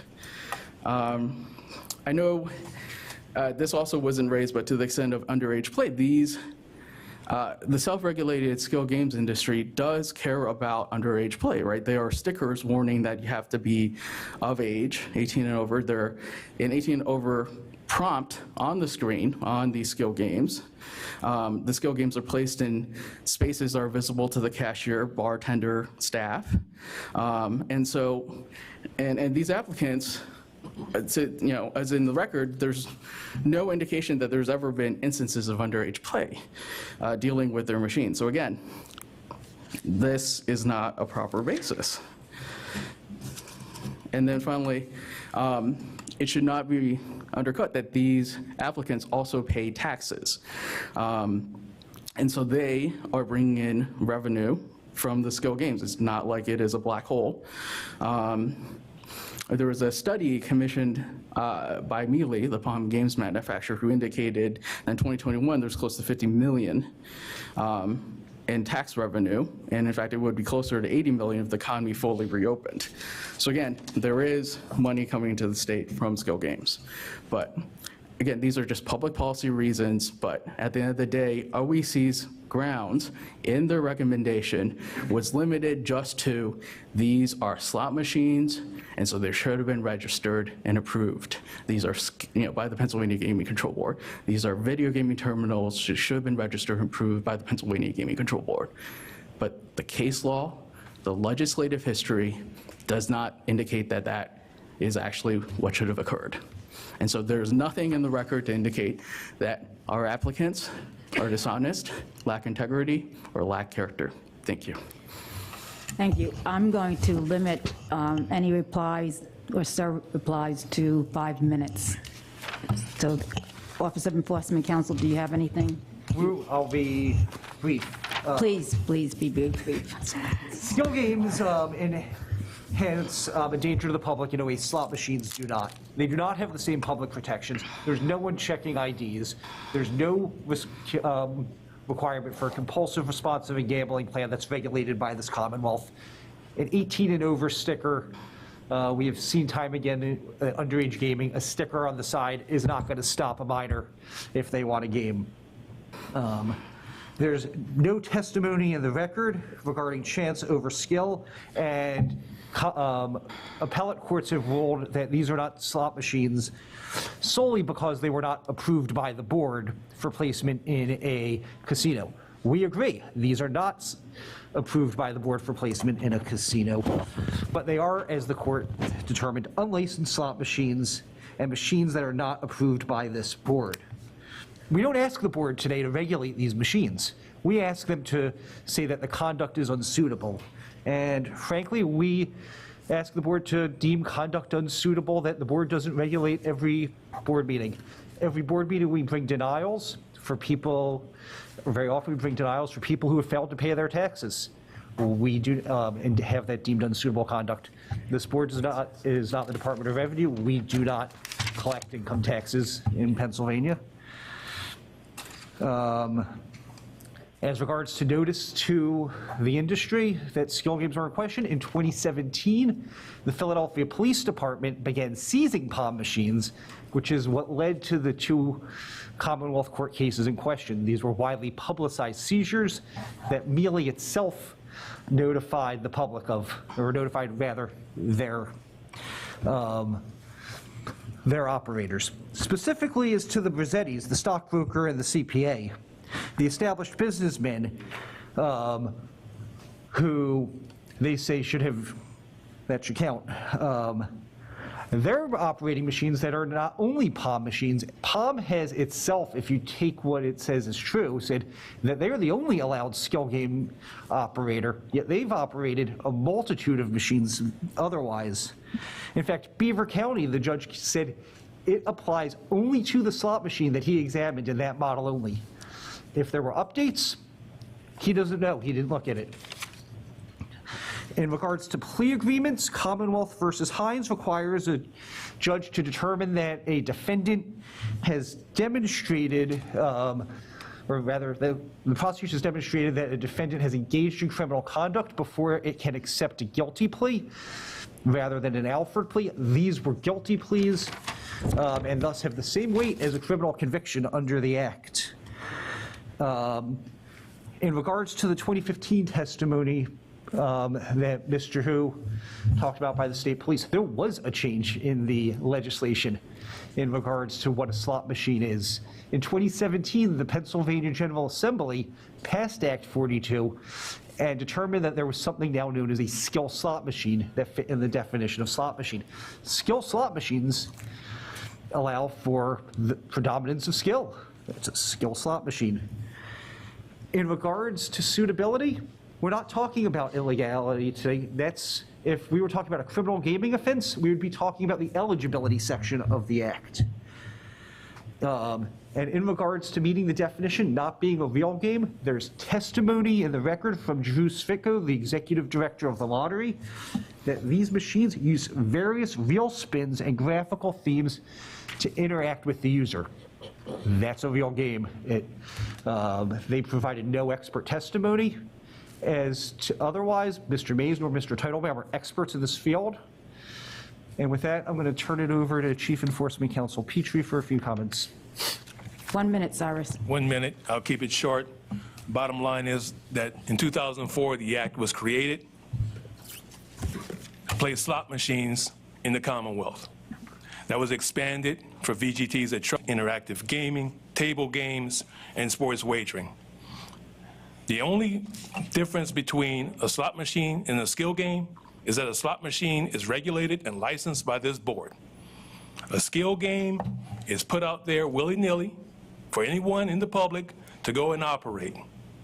There's no protections. There's nothing that can benefit the Commonwealth from the operation of these machines. This board is poised to make a decision in this matter. This board has a duty under the Act to protect the public and to protect the industry that it helped create and that it is in partnership with, to ensure that the operation of any gaming activity in this Commonwealth is regulated and licensed. Thank you. Applicants' counsel, do you have any reply? And please, no more than 5 minutes. Yes, Madam Chair. Briefly, Mr. Tepper made reference to the Brazzettis operating machines other than the POM machines. And it's a fair statement that the case law addresses, that we've discussed here today, addresses the POM machines only. However, none of the cases that Mr. Tepper cited to do any analysis of the actual play of the other machines that the Brazzettis operate. And to the extent that skill, here's the key, to the extent that skill predominates over chance in those machines, which we contend they do, the pasomatic reasoning, even if not the holding, but the pasomatic reasoning applies, and that's that they are not gambling devices per se, and therefore not illegal. With regard to the definition of skill slot machine, which was added to the Gaming Act in 2017, the Commonwealth Court in Palm versus Department of Revenue made their decision in 2019. At that time, the skill slot machine definition already existed. To the extent that these skill games that are at issue here fell within the definition of a skill slot machine under the Gaming Act, the court would have acknowledged that. But again, because these machines are not operated at licensed large-scale facilities where there are hundreds of thousands of slot machines, casinos, racetracks, hotels, the court said, these are not covered by the Gaming Act. Doesn't matter if they're skill slot machines, hybrid slot machines, regular old slot machines, or illegal machines. They are not covered by the Gaming Act. Mr. Hu? Yes, thank you. And I just wanted to expound a little bit upon some of this discussion. In terms of these non-palm machines that were discussed, we're talking about machines that have skill inserted into them, instilled into them. They have nudge, they have hot swaps, they have mandatory preview. So when we're talking about what is a nudge, it's essentially a player can change the symbols so that you can actually get a winning combination. Same thing with hot swaps. You swap out a symbol so that you can have a winning combination. And with mandatory preview, it means that you can see if it's what the chart is going to be, what the grid is, and you can decide whether you're going to play or not. And that doesn't even require you to put in money. Okay, so this has skill in it, and that's why there's been no Pennsylvania courts that have talked about and looked into it and said, no, these are gambling devices per se for these non-palm games. Again, what has been brought up are ones that deal with plea agreements with these non-palm games. Now, with respect to no one is checking the IDs. These applicants have, when they place skill games in, have told the establishments you have to look out for this, right? This is what the operation is for. It's 18 and older. It's, you're the eyes there, and there's no testimony or anything to dispute that they've taken every measure. Again, this goes back to are they of bad character? Are they lacking integrity? Or are they dishonest? They've taken every measure necessary as a reasonable person. Now, finally, one of the things mentioned is by Mr. Tepper was that this board, if you license these individuals, you're going to create two classes of machines. This board's not doing any of that. The legislature was the one that's deciding what goes within the regulations, or they're going to be a self-regulated industry, like cosmetics or a cryptocurrency. The legislature is the one that's done that. This board should not step into the role of the legislator and decide, I just don't like this, I'm going to want to deny you. That's within the province of the legislature. Thank you. Thank you. We actually are going to take a brief recess, no more than 15 minutes. I would ask that councils remain in the room, because when we return, we may have some questions for you. Very good. Thank you.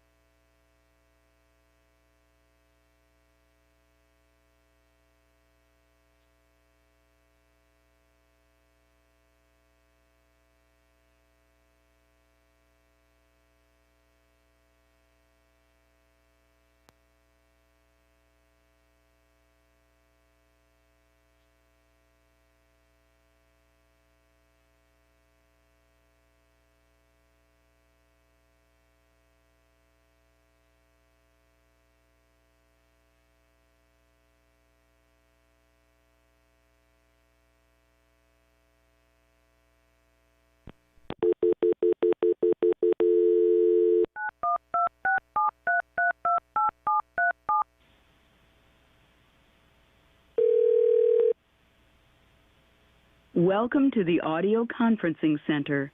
Please enter a conference ID followed by pound.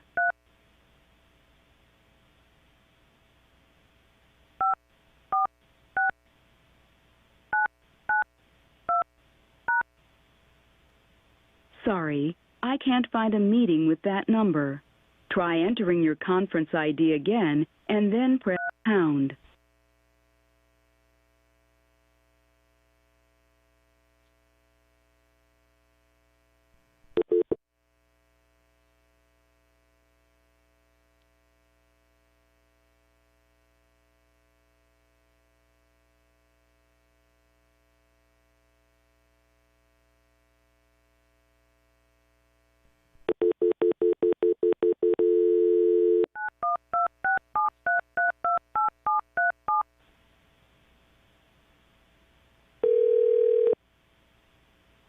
Welcome to the audio conferencing center.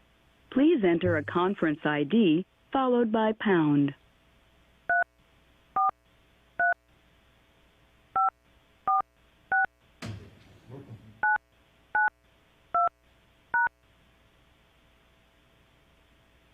You are now joining the meeting.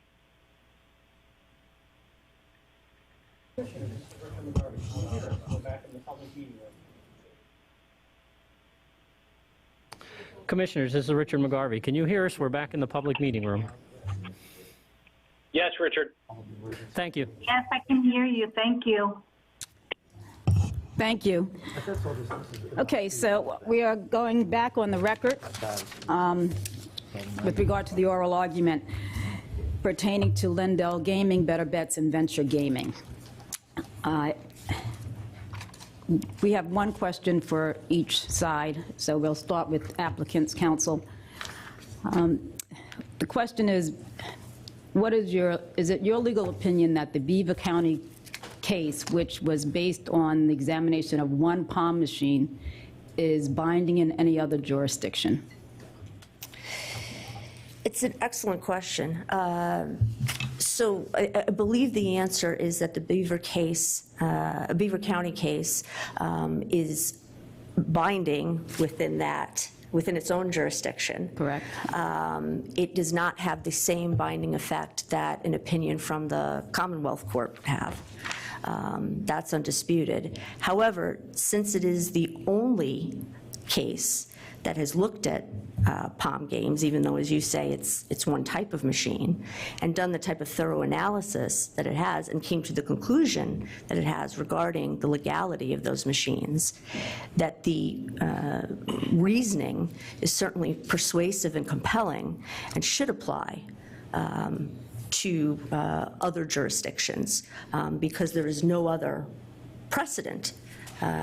So you believe a Philadelphia County would have to abide by this Beaver County case decision? Is that what you're saying? A Philadelphia County could resolve itself to, on the facts of whatever particular case were presented to it, to come to its own decision, whether that be consistent with the Beaver County case or inconsistent.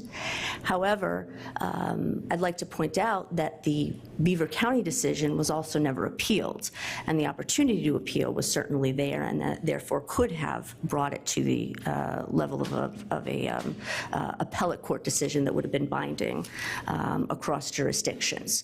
So yes, a Philadelphia County could resolve its own, could make its own decision, which may be inconsistent with Beaver County. But again, that's a hypothetical, hasn't happened, we don't have any decision to that effect. Thank you. So the question for Office of Enforcement Counsel, and I believe the answer to my question was no, it's not binding, but that's... Yes. Okay.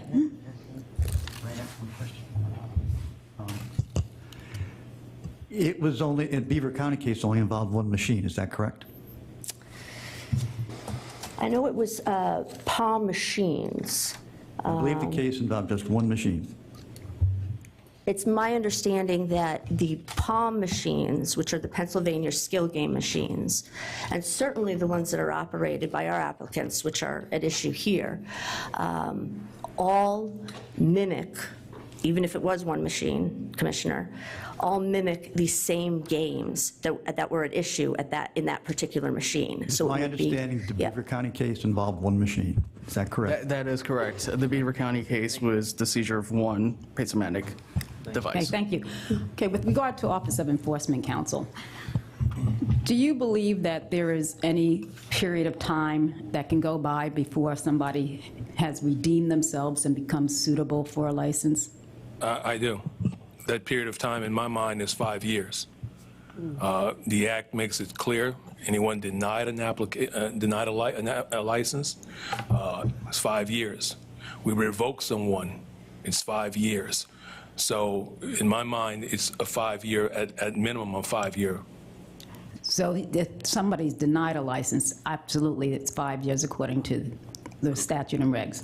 But if somebody voluntarily divests themselves of a business, you're saying it also has to be a 5-year period before you would find that they were suitable? So if we're speaking of the cases that are before the board today, I believe Mr. Mays, for example, stopped all his operations in 2019. So he's roughly 2 years into this. I would say that the board would be, could, in its discretion, allow Mr. Mays to return for reapplication in 3 years, putting that 5 years into play from the time that he stopped operating those machines. Okay, well, thank you.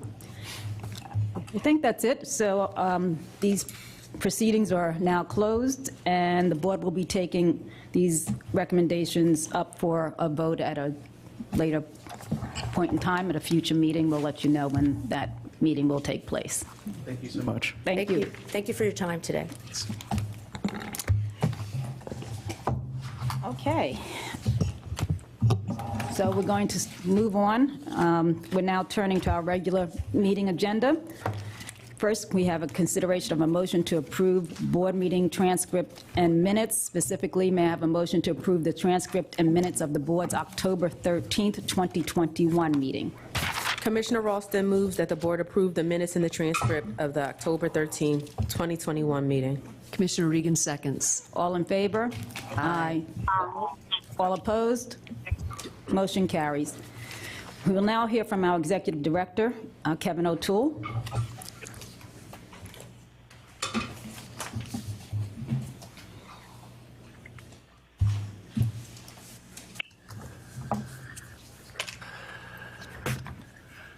I'm not sure what time it is, so I think I'm going to say good afternoon, Chair Smiler and members of the board. That would be accurate. Thank you. For my Executive Director's report today, I will be brief, but I would like to recognize 4 Gaming Control Board employees who have announced their retirement after distinguished careers with the board and the Commonwealth of Pennsylvania. First, I'd like to recognize Joe Schmidt, who was hired in September 2005. Joe has been a key employee as a licensing analyst in the Bureau of Licensing for over 16 years, and we wish him well in his retirement, which begins in late March. Next, I would like to recognize Lydia Andrews, who was hired in December of 2005. Lydia retired this past Friday as a Gaming Control Board lead auditor with our Bureau of Gaming Operations after a 16-year career with us and with 35 years of employment with the Commonwealth of Pennsylvania. Also, last Friday was the retirement date for Evelyn Early, who was also hired in December of 2005. Evelyn performed the important roles of diversity analyst for our Office of Diversity and as an executive assistant to board members over the past 16 years. Finally, I would like to recognize Doreen Bollinger, who began her career with the board in January of 2006 as a licensing analyst in the Board of Licensing. After 16 years of dedicated employment with the board, Doreen is retiring in early February. So on behalf of the whole board, I would like to wish Joe, Lydia, Evelyn, and Doreen the best of luck in their retirement. Thank you, Chair. Thank you, Kevin. Next, we have Dave Wren, Director of Financial Management.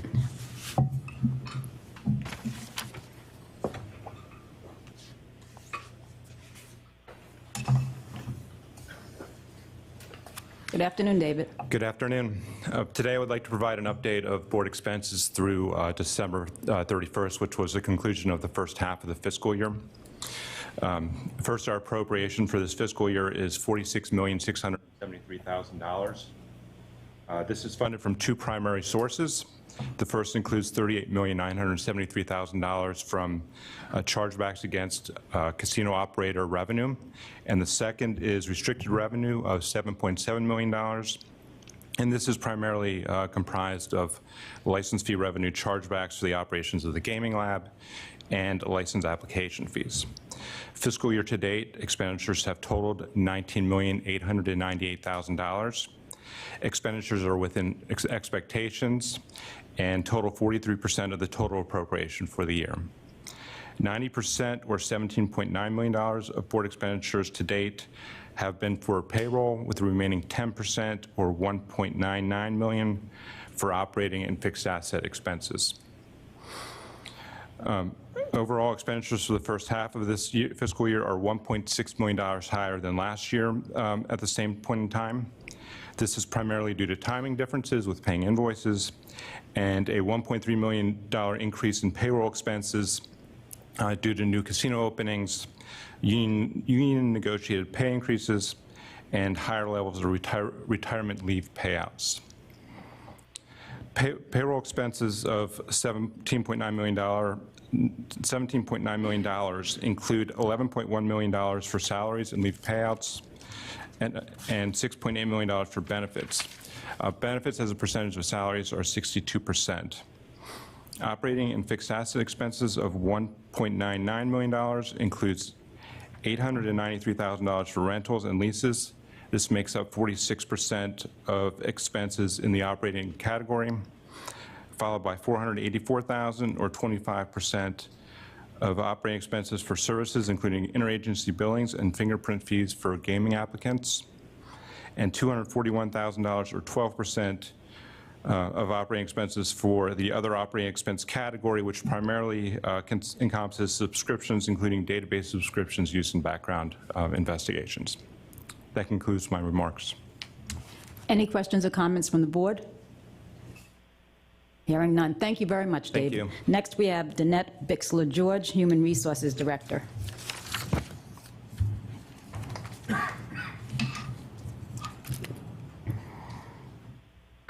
Good afternoon, Madam Chair, board members. The Office of Human Resources has one motion for your consideration today relative to the hiring of 3 individuals. All 3 individuals have completed their background investigation, interview process, and drug screening. So I will commence. Christopher Kreider has been selected as a casino compliance representative at Hollywood Casino at Penn National, and he is recommended for hire by Christopher Schroeder, Director of Casino Compliance.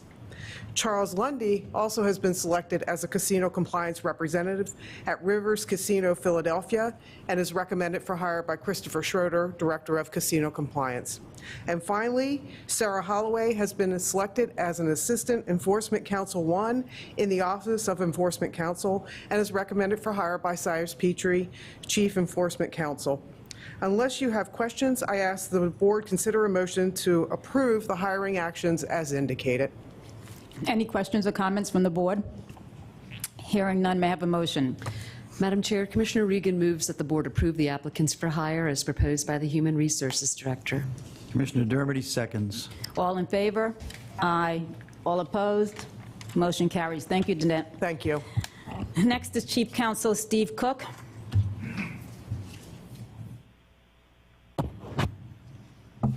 Good afternoon.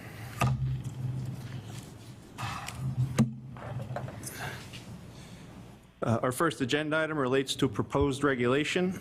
Proposed rulemaking 125-240 establishes a process by which private testing facilities can qualify and be licensed by the board to serve as an independent testing laboratory for gaming equipment submitted by manufacturers. Act 42 of 2017 set forth the requirement that the board establish an abbreviated certification and approval process for games and gaming-related products that have been tested and certified by private testing and certification facilities. This regulation is proposed to both establish the process by which an independent testing laboratory can be approved for licensure by the board, as well as the process for an approved and licensed independent testing facility to submit its results on game analysis to the board's gaming lab in order to receive approval prior to putting a game into the marketplace. I'd be happy to answer any questions the board might have, and if there are no questions, I'd ask for a motion to approve this proposed rulemaking. Any questions or comments from the board? Hearing none, may I have a motion, please? Madam Chair, Commissioner Dermody moves that the board adopt proposed rulemaking number 125-240 regarding registration of private testing and certification facilities as described by the Office of Chief Counsel. Commissioner Mastillo seconds. All in favor? Aye. All opposed? Motion's carried. Next before the board today are 4 petitions for consideration. The first petition was heard earlier today as part of the GW Cumberland Category 4 licensure hearing, and the remaining 3 matters will be decided on the documentary record. In each of these matters, the board has, in advance of this meeting, been provided with the entire evidentiary record. The first petition before the board today is GW Cumberland OpCo's petition seeking approval from the board to conduct table games at its proposed Category 4 facility outside of Shippensburg. During a public hearing earlier today, the board heard from GW Cumberland with regard to both their table game petition and their Category 4 license application. The Bureau of Licensing will be presenting the Category 4 application for approval in just a few minutes. In regard to GW Cumberland's petition for approval to conduct table games, the Office of Enforcement Counsel has no objection, subject to conditions outlined in their answer, and of course the issuance of the table game certificate is contingent upon the board approving the underlying Category 4 license. And this matter is now ripe for the board's consideration. Any questions or comments from the board? Hearing none, may I have a motion, please? Commissioner Ralston moves that the board grant GW Cumberland OpCo's petition for approval to conduct table games and issuance of a table game operation certificate in its Category 4 facility as described by the Office of Chief Counsel and with the conditions to be outlined in the board's order. I further move that the board grant the petitioner's request for confidentiality. Commissioner Mastillo seconds. All in favor? Aye. All opposed? Motion is adopted. The second petition before the board today is Mountain View Thoroughbred Racing Association's request for a sports wagering certificate for its Category 4 facility, Hollywood Casino, York. Mountain View Thoroughbred Racing Association is a subsidiary of Penn National Gaming Incorporated, which owns and operates the Hollywood Casino at Penn National Racecourse, the Hollywood Casino at the Meadows, and the Hollywood Casino Morgantown.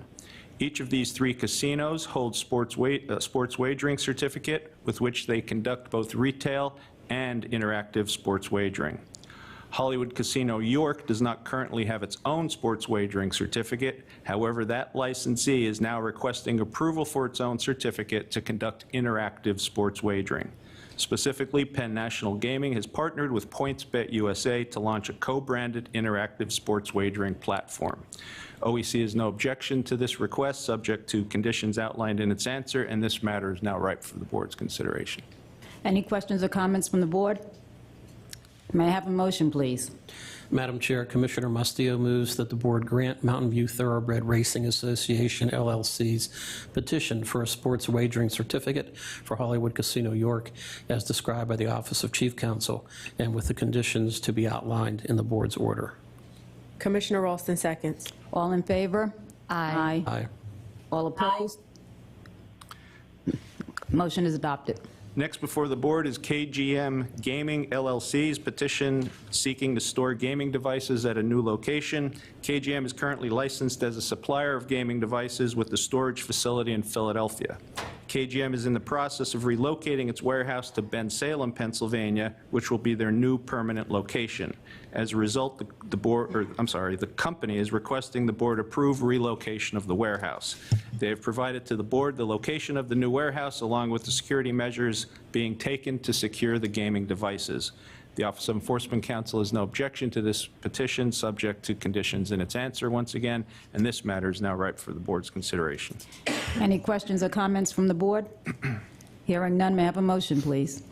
Commissioner Ralston moves that the board grant KGM Gaming LLC's petition seeking to secure gaming devices at 2944 Samuel Drive, Bensalem, PA, as described by the Office of Chief Counsel and with the conditions to be outlined in the board's order. Commissioner Regan seconds. All in favor? Aye. All opposed? Motion is adopted.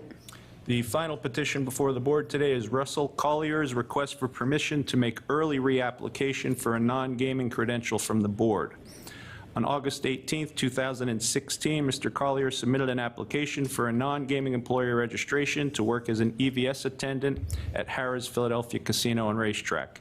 Thereafter, in February of 2017, the board denied Mr. Collier's application based upon 2007 and 2008 convictions for carrying a firearm without a license. Board regulations prohibit a person previously denied a license for reapplying until 5 years have passed from his previous denial, unless the board authorizes early reapplication. Mr. Collier is now requesting that the board permit him early reapplication for a board credential. At this time, he is 1 month shy of his the 5-year mark since his last application was denied. He also states in his request that he has not been in trouble with the law since his release from parole in 2014 and would like the opportunity to secure employment in the gaming industry. Enforcement Counsel filed an answer indicating that Mr. Collier's crimes were, although his crimes were of a serious nature, he was 18 years old when they were committed and more than 13 years has passed since his most recent conviction, and they also allude to the fact that he's just 1 month shy of the 5-year mark since his last application denial. As a result, they have no objection to Mr. Collier's request to apply for a non-gaming credential, and to be clear, if the board grants this request, it would simply be allowing him to reapply. He would undergo another background investigation before being put before the board for licensure. Any questions or comments from the board? Hearing none, may I have a motion? Madam Chair, Commissioner Regan moves that the board grant Russell Collier's petition for early reapplication of his non-gaming employee registration as described by the Office of Chief Counsel. Commissioner Dermody seconds. All in favor? Aye. All opposed? Motion is adopted. The next matter before the board today pertains to several unopposed petitions to withdraw applications or surrender the credentials of the following individuals and businesses: Harrah's Chester Downs Management Company, LLC, Caesars Growth Properties Parent, LLC, Harrah's BC, Inc., HIE Holdings, Inc., HIE Holdings Topco, Inc., Non-CPLV Manager, LLC, Caesars Acquisition Company, Caesars Entertainment Resort Properties Holdco, LLC, Caesars Entertainment Resorts Property, LLC, Colt Merger Sub, Inc., Oliver Chow, Michael Eklund, Mark Knight, Maverick Gaming, LLC, Keith Thomas O'Loughlin, Manjit Reddy Patola, Michael William Slaughter, Ryan Spoon, and Alan Michael Stremmel. The Office of Enforcement Counsel has no objection to any of these withdrawals and surrenders, and if the board were to grant same, they'd be doing so without prejudice to each of these parties. Any questions or comments from the board? Hearing none, may I have a motion, please? Madam Chair, Commissioner Dermody moves that the board issue orders to approve the withdrawals and surrenders as described by the Office of Chief Counsel. Commissioner Ralston seconds. All in favor? Aye. Aye. All opposed? Motion carries. Next before the board for consideration are 4 reports and recommendations received from the Office of Hearings and Appeals. These reports and recommendations, along with the complete evidentiary hearing for each matter, have been provided to the board in advance of this meeting. Additionally, the person that is the subject of each of these reports and recommendations has been advised that the board would be taking this matter up today and that they would have the opportunity to briefly address the board. If any of these persons are present in the room and wish to address the board, I'd ask them to come forward when their matter is called. The first report and recommendation before the board today pertains to Michelle Camillus. On January 9th, 2021, Ms. Camillus submitted an application seeking work as a games presenter for Evolution US LLC, a licensed iGaming manufacturer, where she would work as a table games dealer at a video production studio dealing live card games for iGaming patrons. The Office of Enforcement Counsel sent a notice of recommendation of denial of Ms. Camillus' application based upon her criminal record. A hearing in this matter was held on October 7th, 2021. OEC offered testimony and documentary evidence about Ms. Camillus' prior criminal record. This woman also appeared and testified on her own behalf. Evidence presented at the hearing established that Ms. Camillus had numerous criminal charges filed against her in the state of New Jersey between 2012 and 2020. However, all but one of these matters were resolved through pre-conviction diversionary programs or her pleading guilty to the equivalent of a Pennsylvania summary offense. Her lone criminal offense of conviction was in 2012 for retail theft. The most recent of these offenses was in February of 2020, when Ms. Camillus was charged with hindering apprehension after she provided her sister's personal information to a police officer during a traffic stop. That offense was eventually lowered to a noise ordinance violation. The report and recommendation issued recommends that Ms. Camillus' application for a non-gaming employer registration be granted, with the hearing officer finding that the minor offenses pleaded to by Ms. Camillus did not support a denial of licensure. Enforcement Counsel filed exceptions to this report and recommendation, recommending that Ms. Camillus be found unsuitable based upon the conduct underlying her criminal charges rather than the ultimate offenses of conviction. Most significantly, her admittedly lying to a police officer as recently as 2020.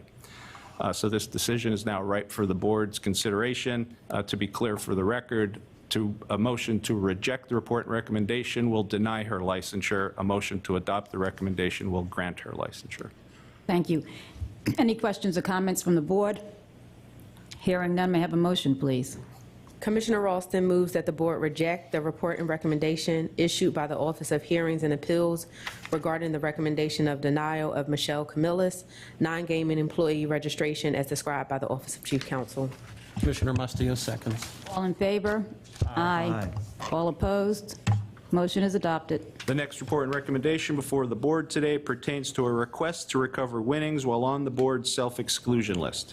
As the board is aware, when a self-excluded person is found in a Pennsylvania casino, the act authorizes that any winnings possessed by the person be confiscated from him or her and used to support compulsive and problem gambling programs.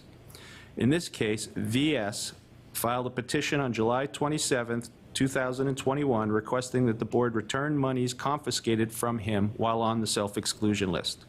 A hearing was held on October 21st, 2021. Both the Office of Enforcement Counsel and VS participated in that hearing and offered evidence.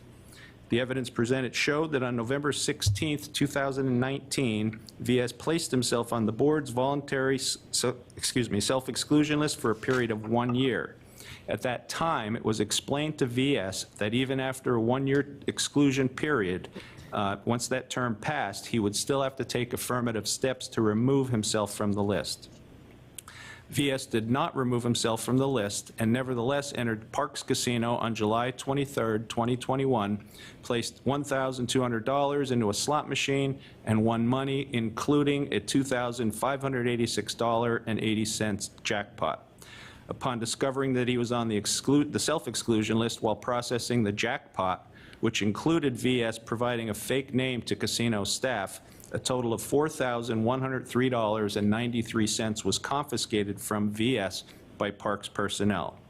VS thereafter removed himself from the self-exclusion list 3 days later.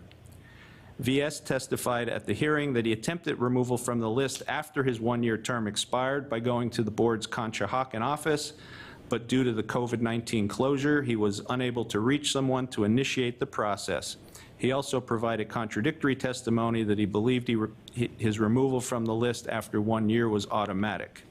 He additionally testified that during his 1-year period of self-exclusion, he did not enter a Pennsylvania casino. After hearing all of the evidence presented, a report and recommendation was issued recommending that VS's petition be granted and that the funds confiscated from him be returned in its entirety, with the hearing officer opining that since the 1-year term of self-exclusion had passed and VS felt he was unable to remove himself of the list due to office closures related to COVID, his remaining on the list was a technicality that should not stand in the way of his recovering winnings.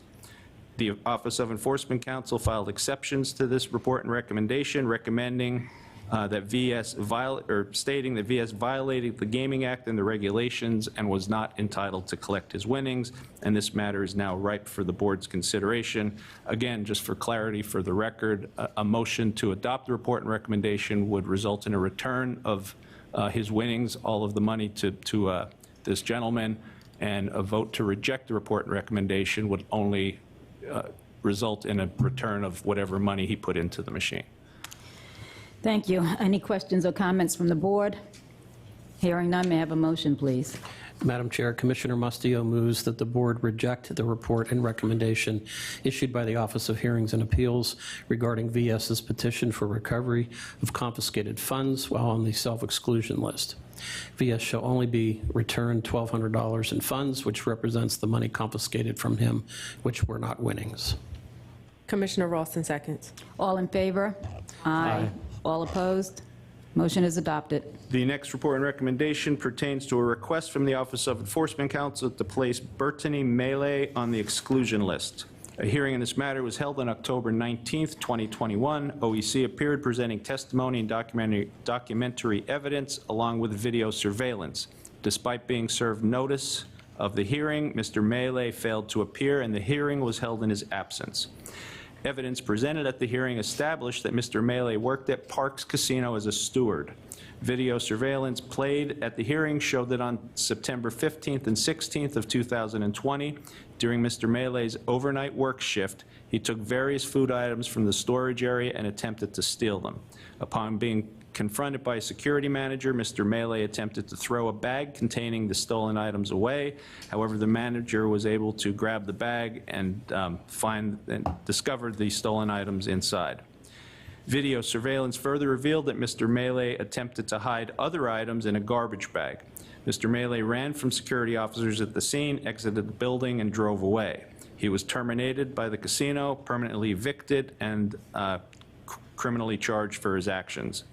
The report and recommendation issued in this matter recommends Mr. Melee be placed on the board's involuntary exclusion list, and this matter is now ripe for the board's consideration. Any questions or comments from the board? May I have a motion, please?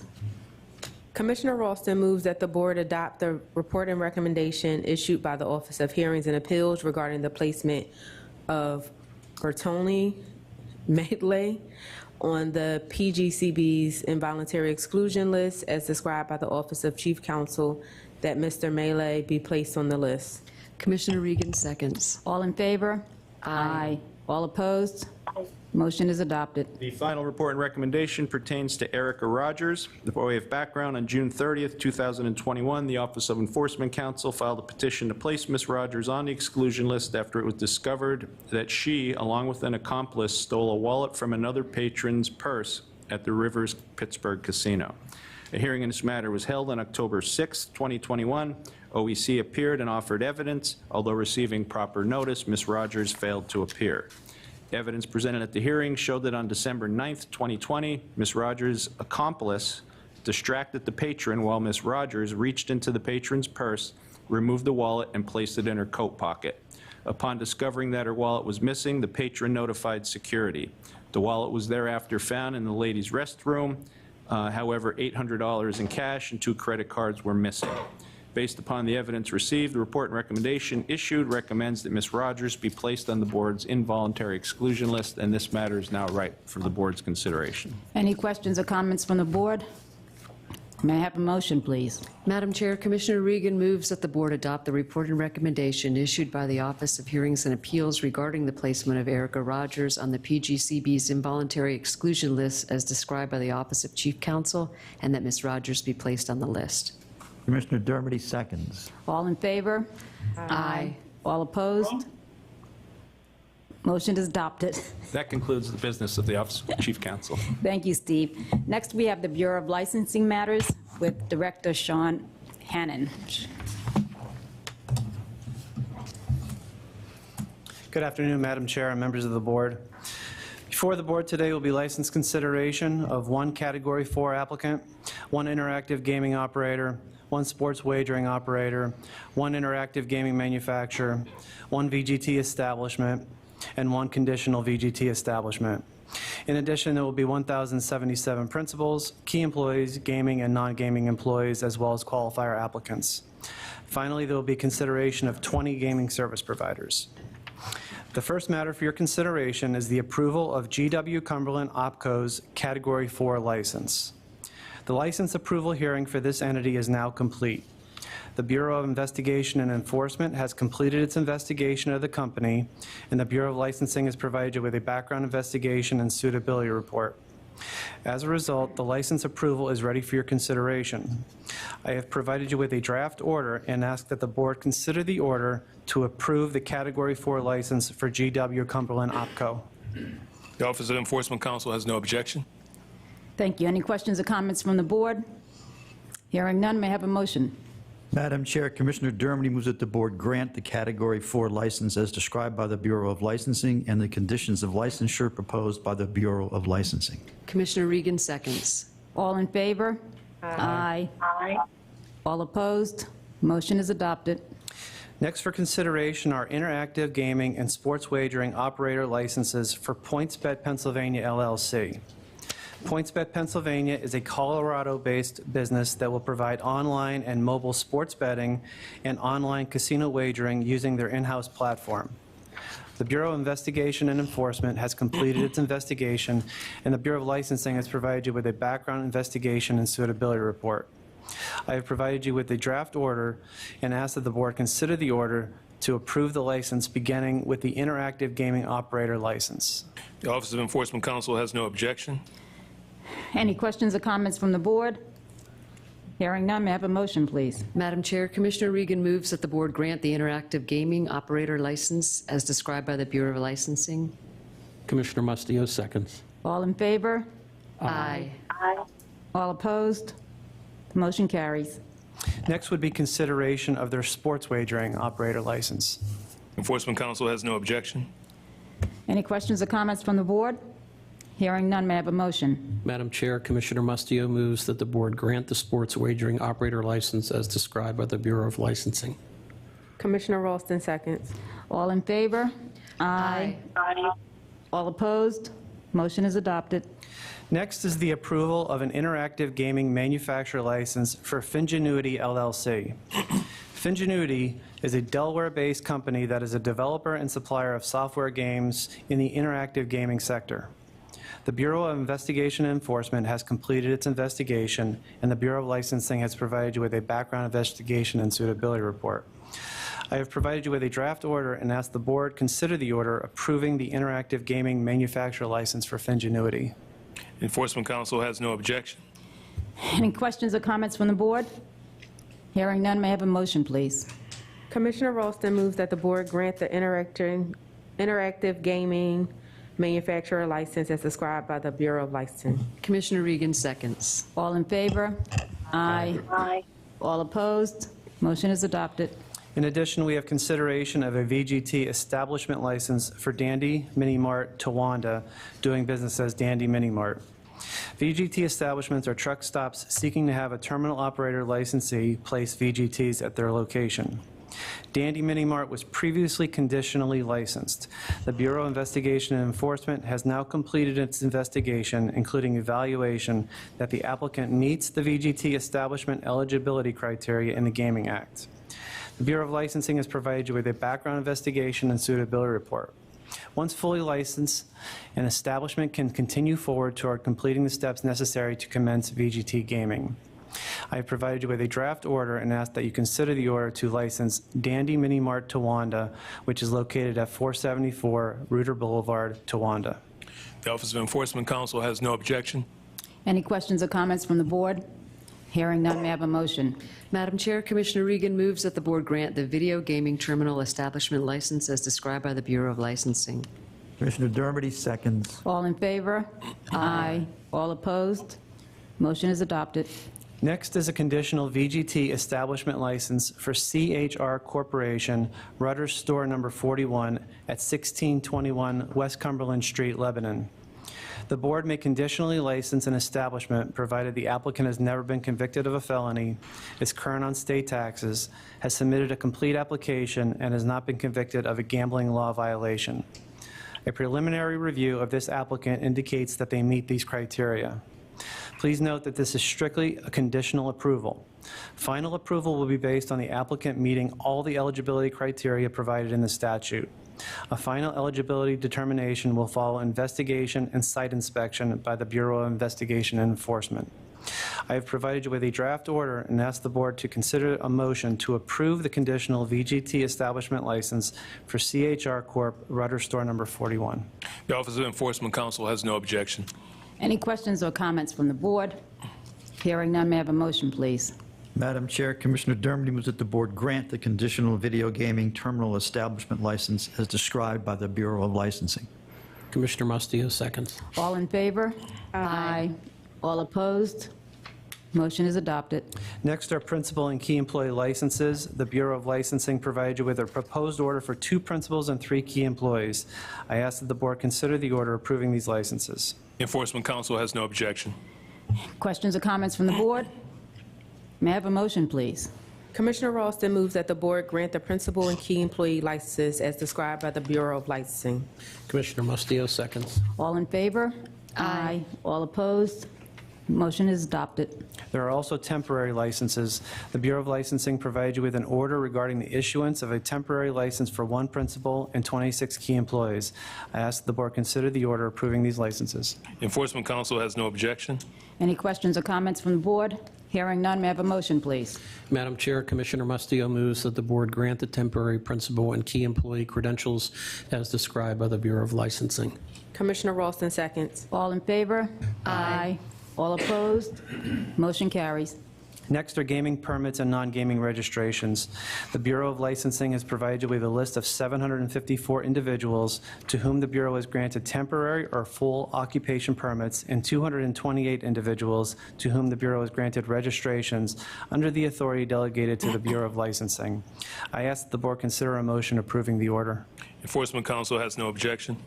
Any questions or comments from the board? May I have a motion, please? Commissioner Ralston moves that the board approve the applications for gaming employee occupation permits and non-gaming employee registrations as described by the Bureau of Licensing. Commissioner Regan seconds. All in favor? Aye. All opposed? Motion is adopted. The next matters for your consideration are withdrawal requests.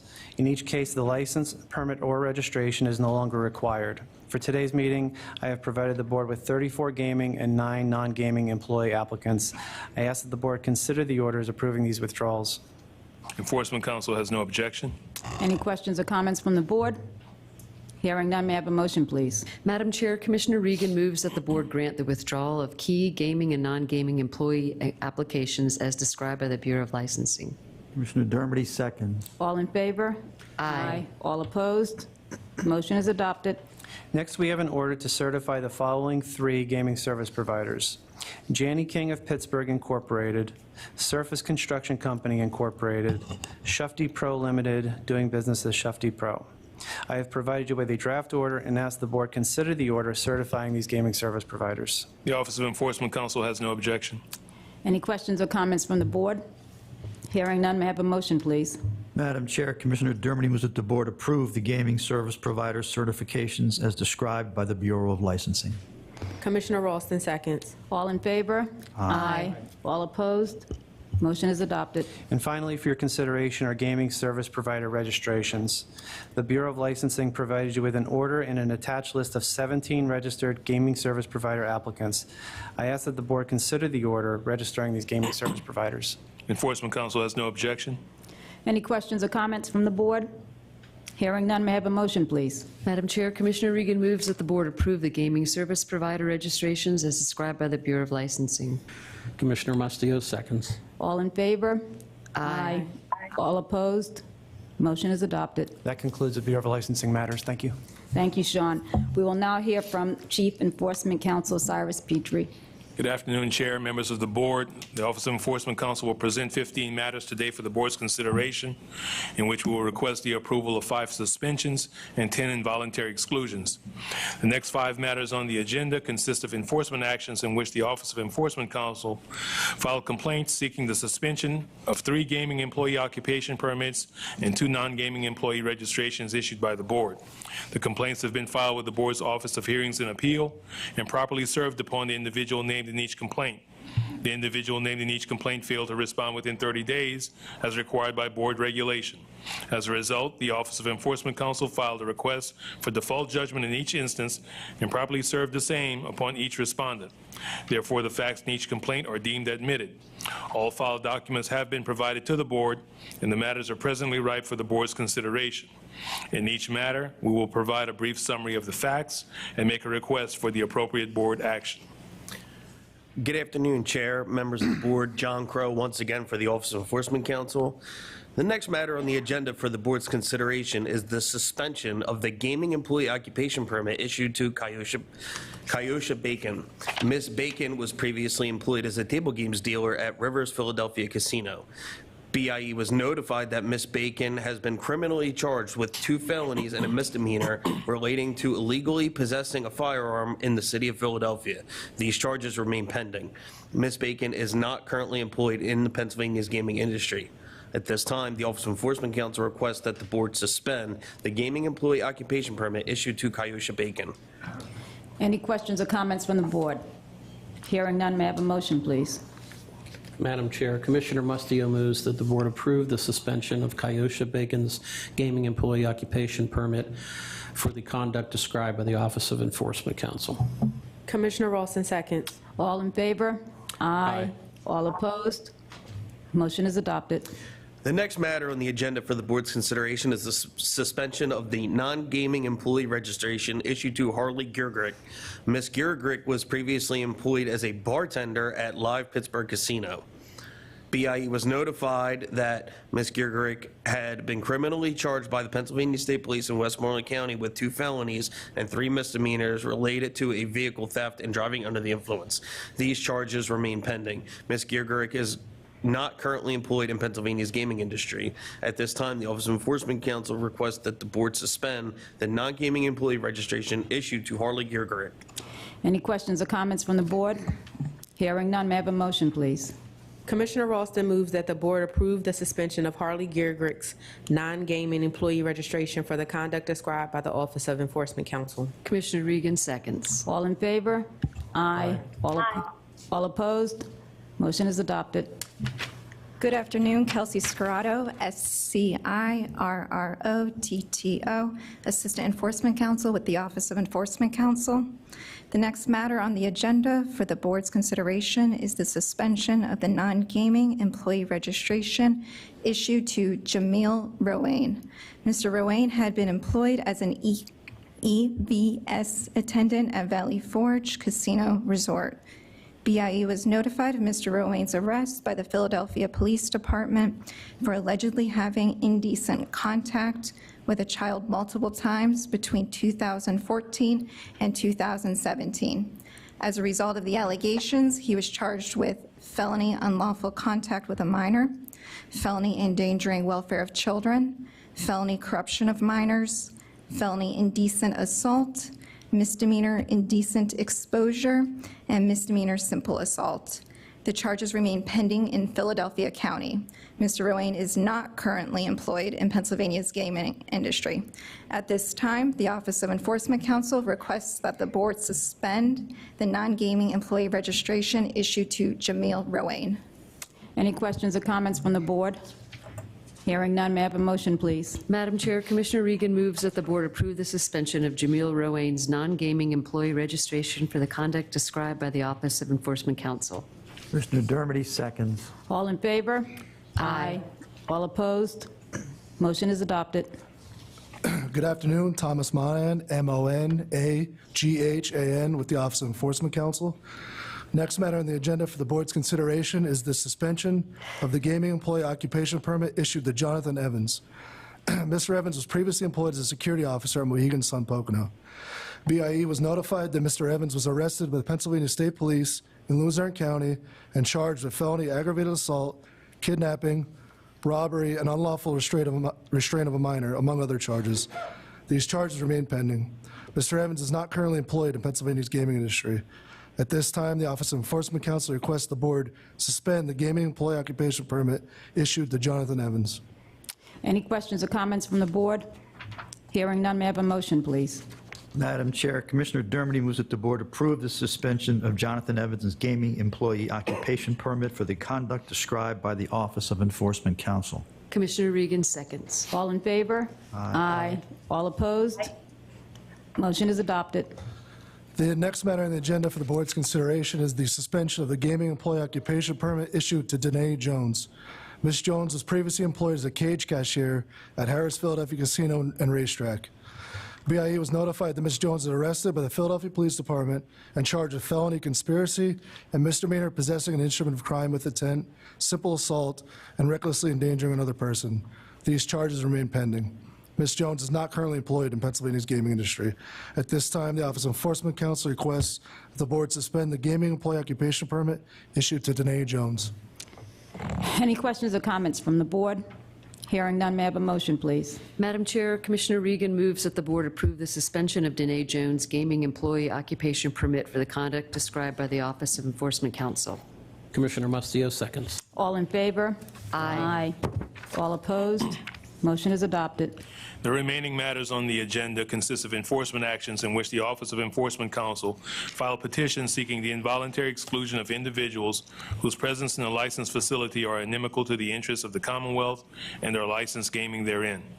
In each instance, the petition for exclusion has been filed with the Board's Office of Hearings and Appeal and properly served upon the individual named in the petition. The individual named in each petition failed to respond within 30 days as required by board regulation. As a result, the Office of Enforcement Counsel filed a request for default judgment in each instance and properly served the same upon each individual. Therefore, all facts in each petition are deemed admitted. All filed documents have been provided to the board, and the matters are presently ripe for the board's consideration. In each instance, if the board orders the proposed exclusion, each individual's photo, personal identifiers, and a summary of the inimical conduct may be placed on the board's public website. Once again, in each matter, we will provide a brief summary of the facts and make a request for the appropriate board action. Thomas Monahan, once again with the Office of Enforcement Counsel.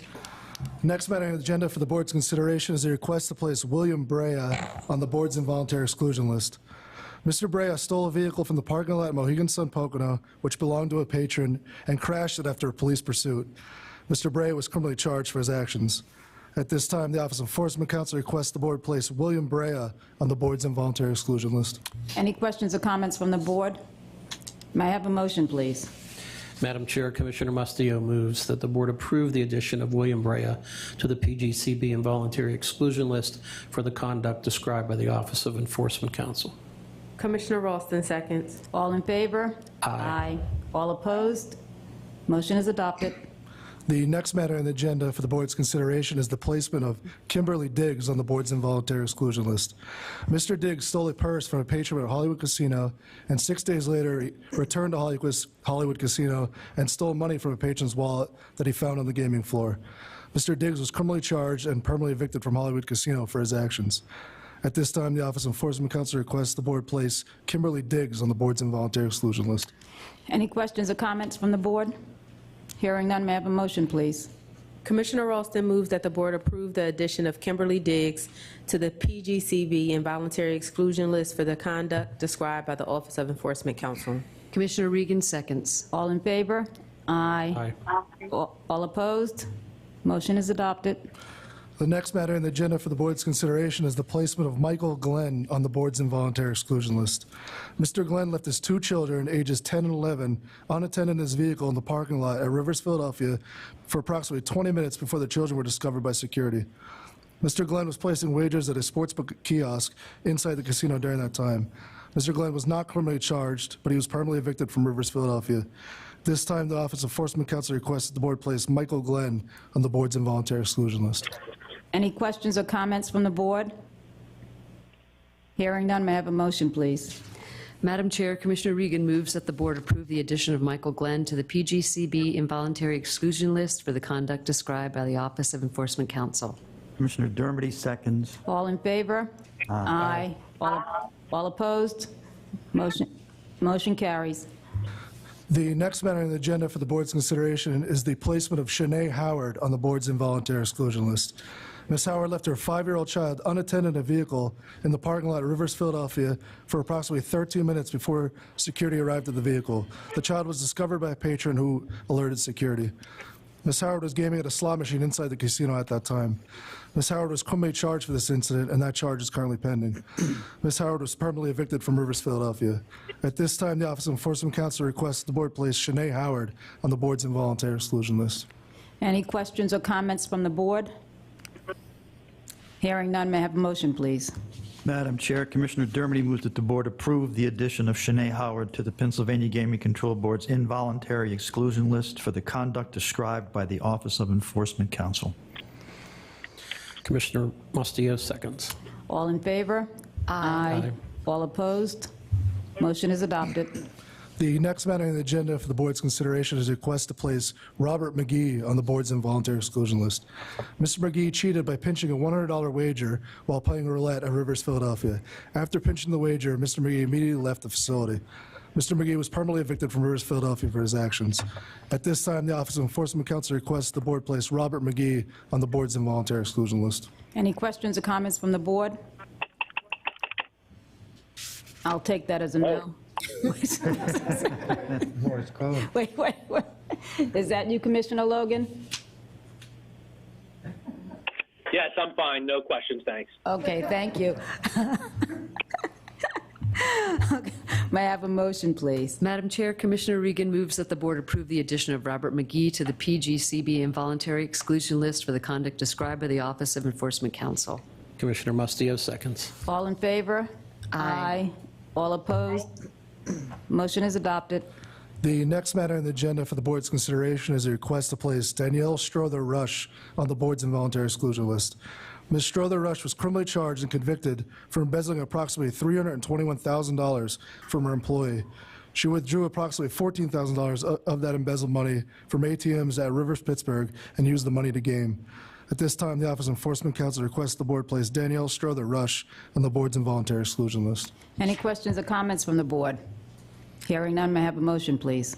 Madam Chair, Commissioner Mustillo moves that the board approve the addition of Danielle Strother Rush to the PGCB involuntary exclusion list for the conduct described by the Office of Enforcement Counsel. Commissioner Ralston seconds. All in favor? Aye. All opposed? Motion carries. Good afternoon, Chair Smiler, members of the board. Dustin Miller on behalf of the Office of Enforcement Counsel. The next matter on the agenda is a request to place Zachary Bohinski on the involuntary exclusion list. Mr. Bohinski left his 3-year-old and 1-year-old children in his running vehicle while he went inside Live Pittsburgh Casino. He ordered food and then played slot machines while inside. The children were unattended for approximately 26 minutes. A group of 3 unknown patrons reported the children were unattended to security, and security immediately responded to the location of the vehicle. The Pennsylvania State Police were contacted and charged Mr. Bohinski with 2 counts of endangering the welfare of children. Mr. Bohinski was permanently evicted from the casino property. The matter is now before the board to consider the placement of Zachary Bohinski on the board's involuntary exclusion list. Dustin, will you mind spelling your name for the court report? I don't think you appeared before. Miller, M-I-L-L-E-R. Okay. Any questions or comments from the board? Hearing none, may I have a motion, please? Commissioner Ralston moves that the board approve the addition of Zachary Bohinski to the PGCB involuntary exclusion list for the conduct described by the Office of Enforcement Counsel. Commissioner Regan seconds. All in favor? Aye. All opposed? Motion is adopted. John Crow, again for the Office of Enforcement Counsel. The next matter on the agenda for the board's consideration is a petition to place Mark Kyle Washington on the board's involuntary exclusion list. In one incident, Mr. Washington stole 41 non-value chips from a roulette table at Harris, Philadelphia, and unsuccessfully attempted to have them redeemed for cash at both the cage and the roulette table. Subsequently, in another incident, Mr. Washington was able to steal $24,000 from a cash advance booth at Harris, Philadelphia. In both instances, Mr. Washington was arrested and charged for his actions. The Office of Enforcement Counsel now requests that the board place Mark Kyle Washington on the involuntary exclusion list. Any questions or comments from the board? Hearing none, may I have a motion, please? Madam Chair, Commissioner Regan moves that the board approve the addition of Markyle Washington to the PGCB involuntary exclusion list for the conduct described by the Office of Enforcement Counsel. Commissioner Dermody seconds. All in favor? Aye. All opposed? Motion is adopted. The next matter on the agenda for the board's consideration is a petition to place Zahair Way on the board's involuntary exclusion list. Mr. Way stole a bottle of alcohol from another individual in the hotel lobby at Live Philadelphia Casino and engaged in a physical altercation. Mr. Way was criminally charged for his actions. The Office of Enforcement Counsel now requests that the board place Zahair Way on the involuntary exclusion list. Any questions or comments from the board? Hearing none, may I have a motion, please? Madam Chair, Commissioner Dermody moves that the board approve the addition of Zahair Way to the Pennsylvania Gaming Control Board's involuntary exclusion list for the conduct described by the Office of Enforcement Counsel. Commissioner Ralston seconds. All in favor? Aye. All opposed? Motion is adopted. Good afternoon again. Kelsey Scarrato, once again with the Office of Enforcement Counsel. The next matter on the agenda for the board's consideration is a request to place Edwin Reyes on the board's involuntary exclusion list. Mr. Reyes left a 5-year-old child unattended in a hotel room at Mount Airy. He left the child unattended that evening on 3 separate occasions for over 2 hours total. Of that time, Mr. Reyes spent approximately 1 hour and 44 minutes on Mount Airy's gaming floor where he played table games. After returning to his room, Mr. Reyes then went to the hotel's front desk where he reported the child missing. Security went to the hotel room within 5 minutes of the report. After arriving at the room, Mr. Reyes informed security that he discovered that the child had actually been sleeping under the bed covers. Mr. Reyes was charged for his actions by the Pennsylvania State Police, and he ultimately pled guilty to misdemeanor disorderly conduct. At this time, OEC requests that the board place Edwin Reyes on the board's involuntary exclusion list. Any questions or comments from the board? Hearing none, may I have a motion, please? Madam Chair, Commissioner Regan moves that the board approve the addition of Edwin Reyes to the PGCB involuntary exclusion list for the conduct described by the Office of Enforcement Counsel. Commissioner Mustio seconds. All in favor? Aye. All opposed? Motion is adopted. Thank you. That concludes our business. Thank you. And thank you, everybody, for your patience. That concludes today's meeting. The next public meeting of the board will be held on Wednesday, February 23rd, 2022, at 10 a.m. at this location. May I have a motion to adjourn? Madam Chair, Commissioner Mustio moves adjournment. Commissioner Ralston seconds. All in favor? Aye. All opposed? Aye. We are adjourned. Thank you. Even my stomach started to growl. Surprised they couldn't hear it on the microphone. That's right.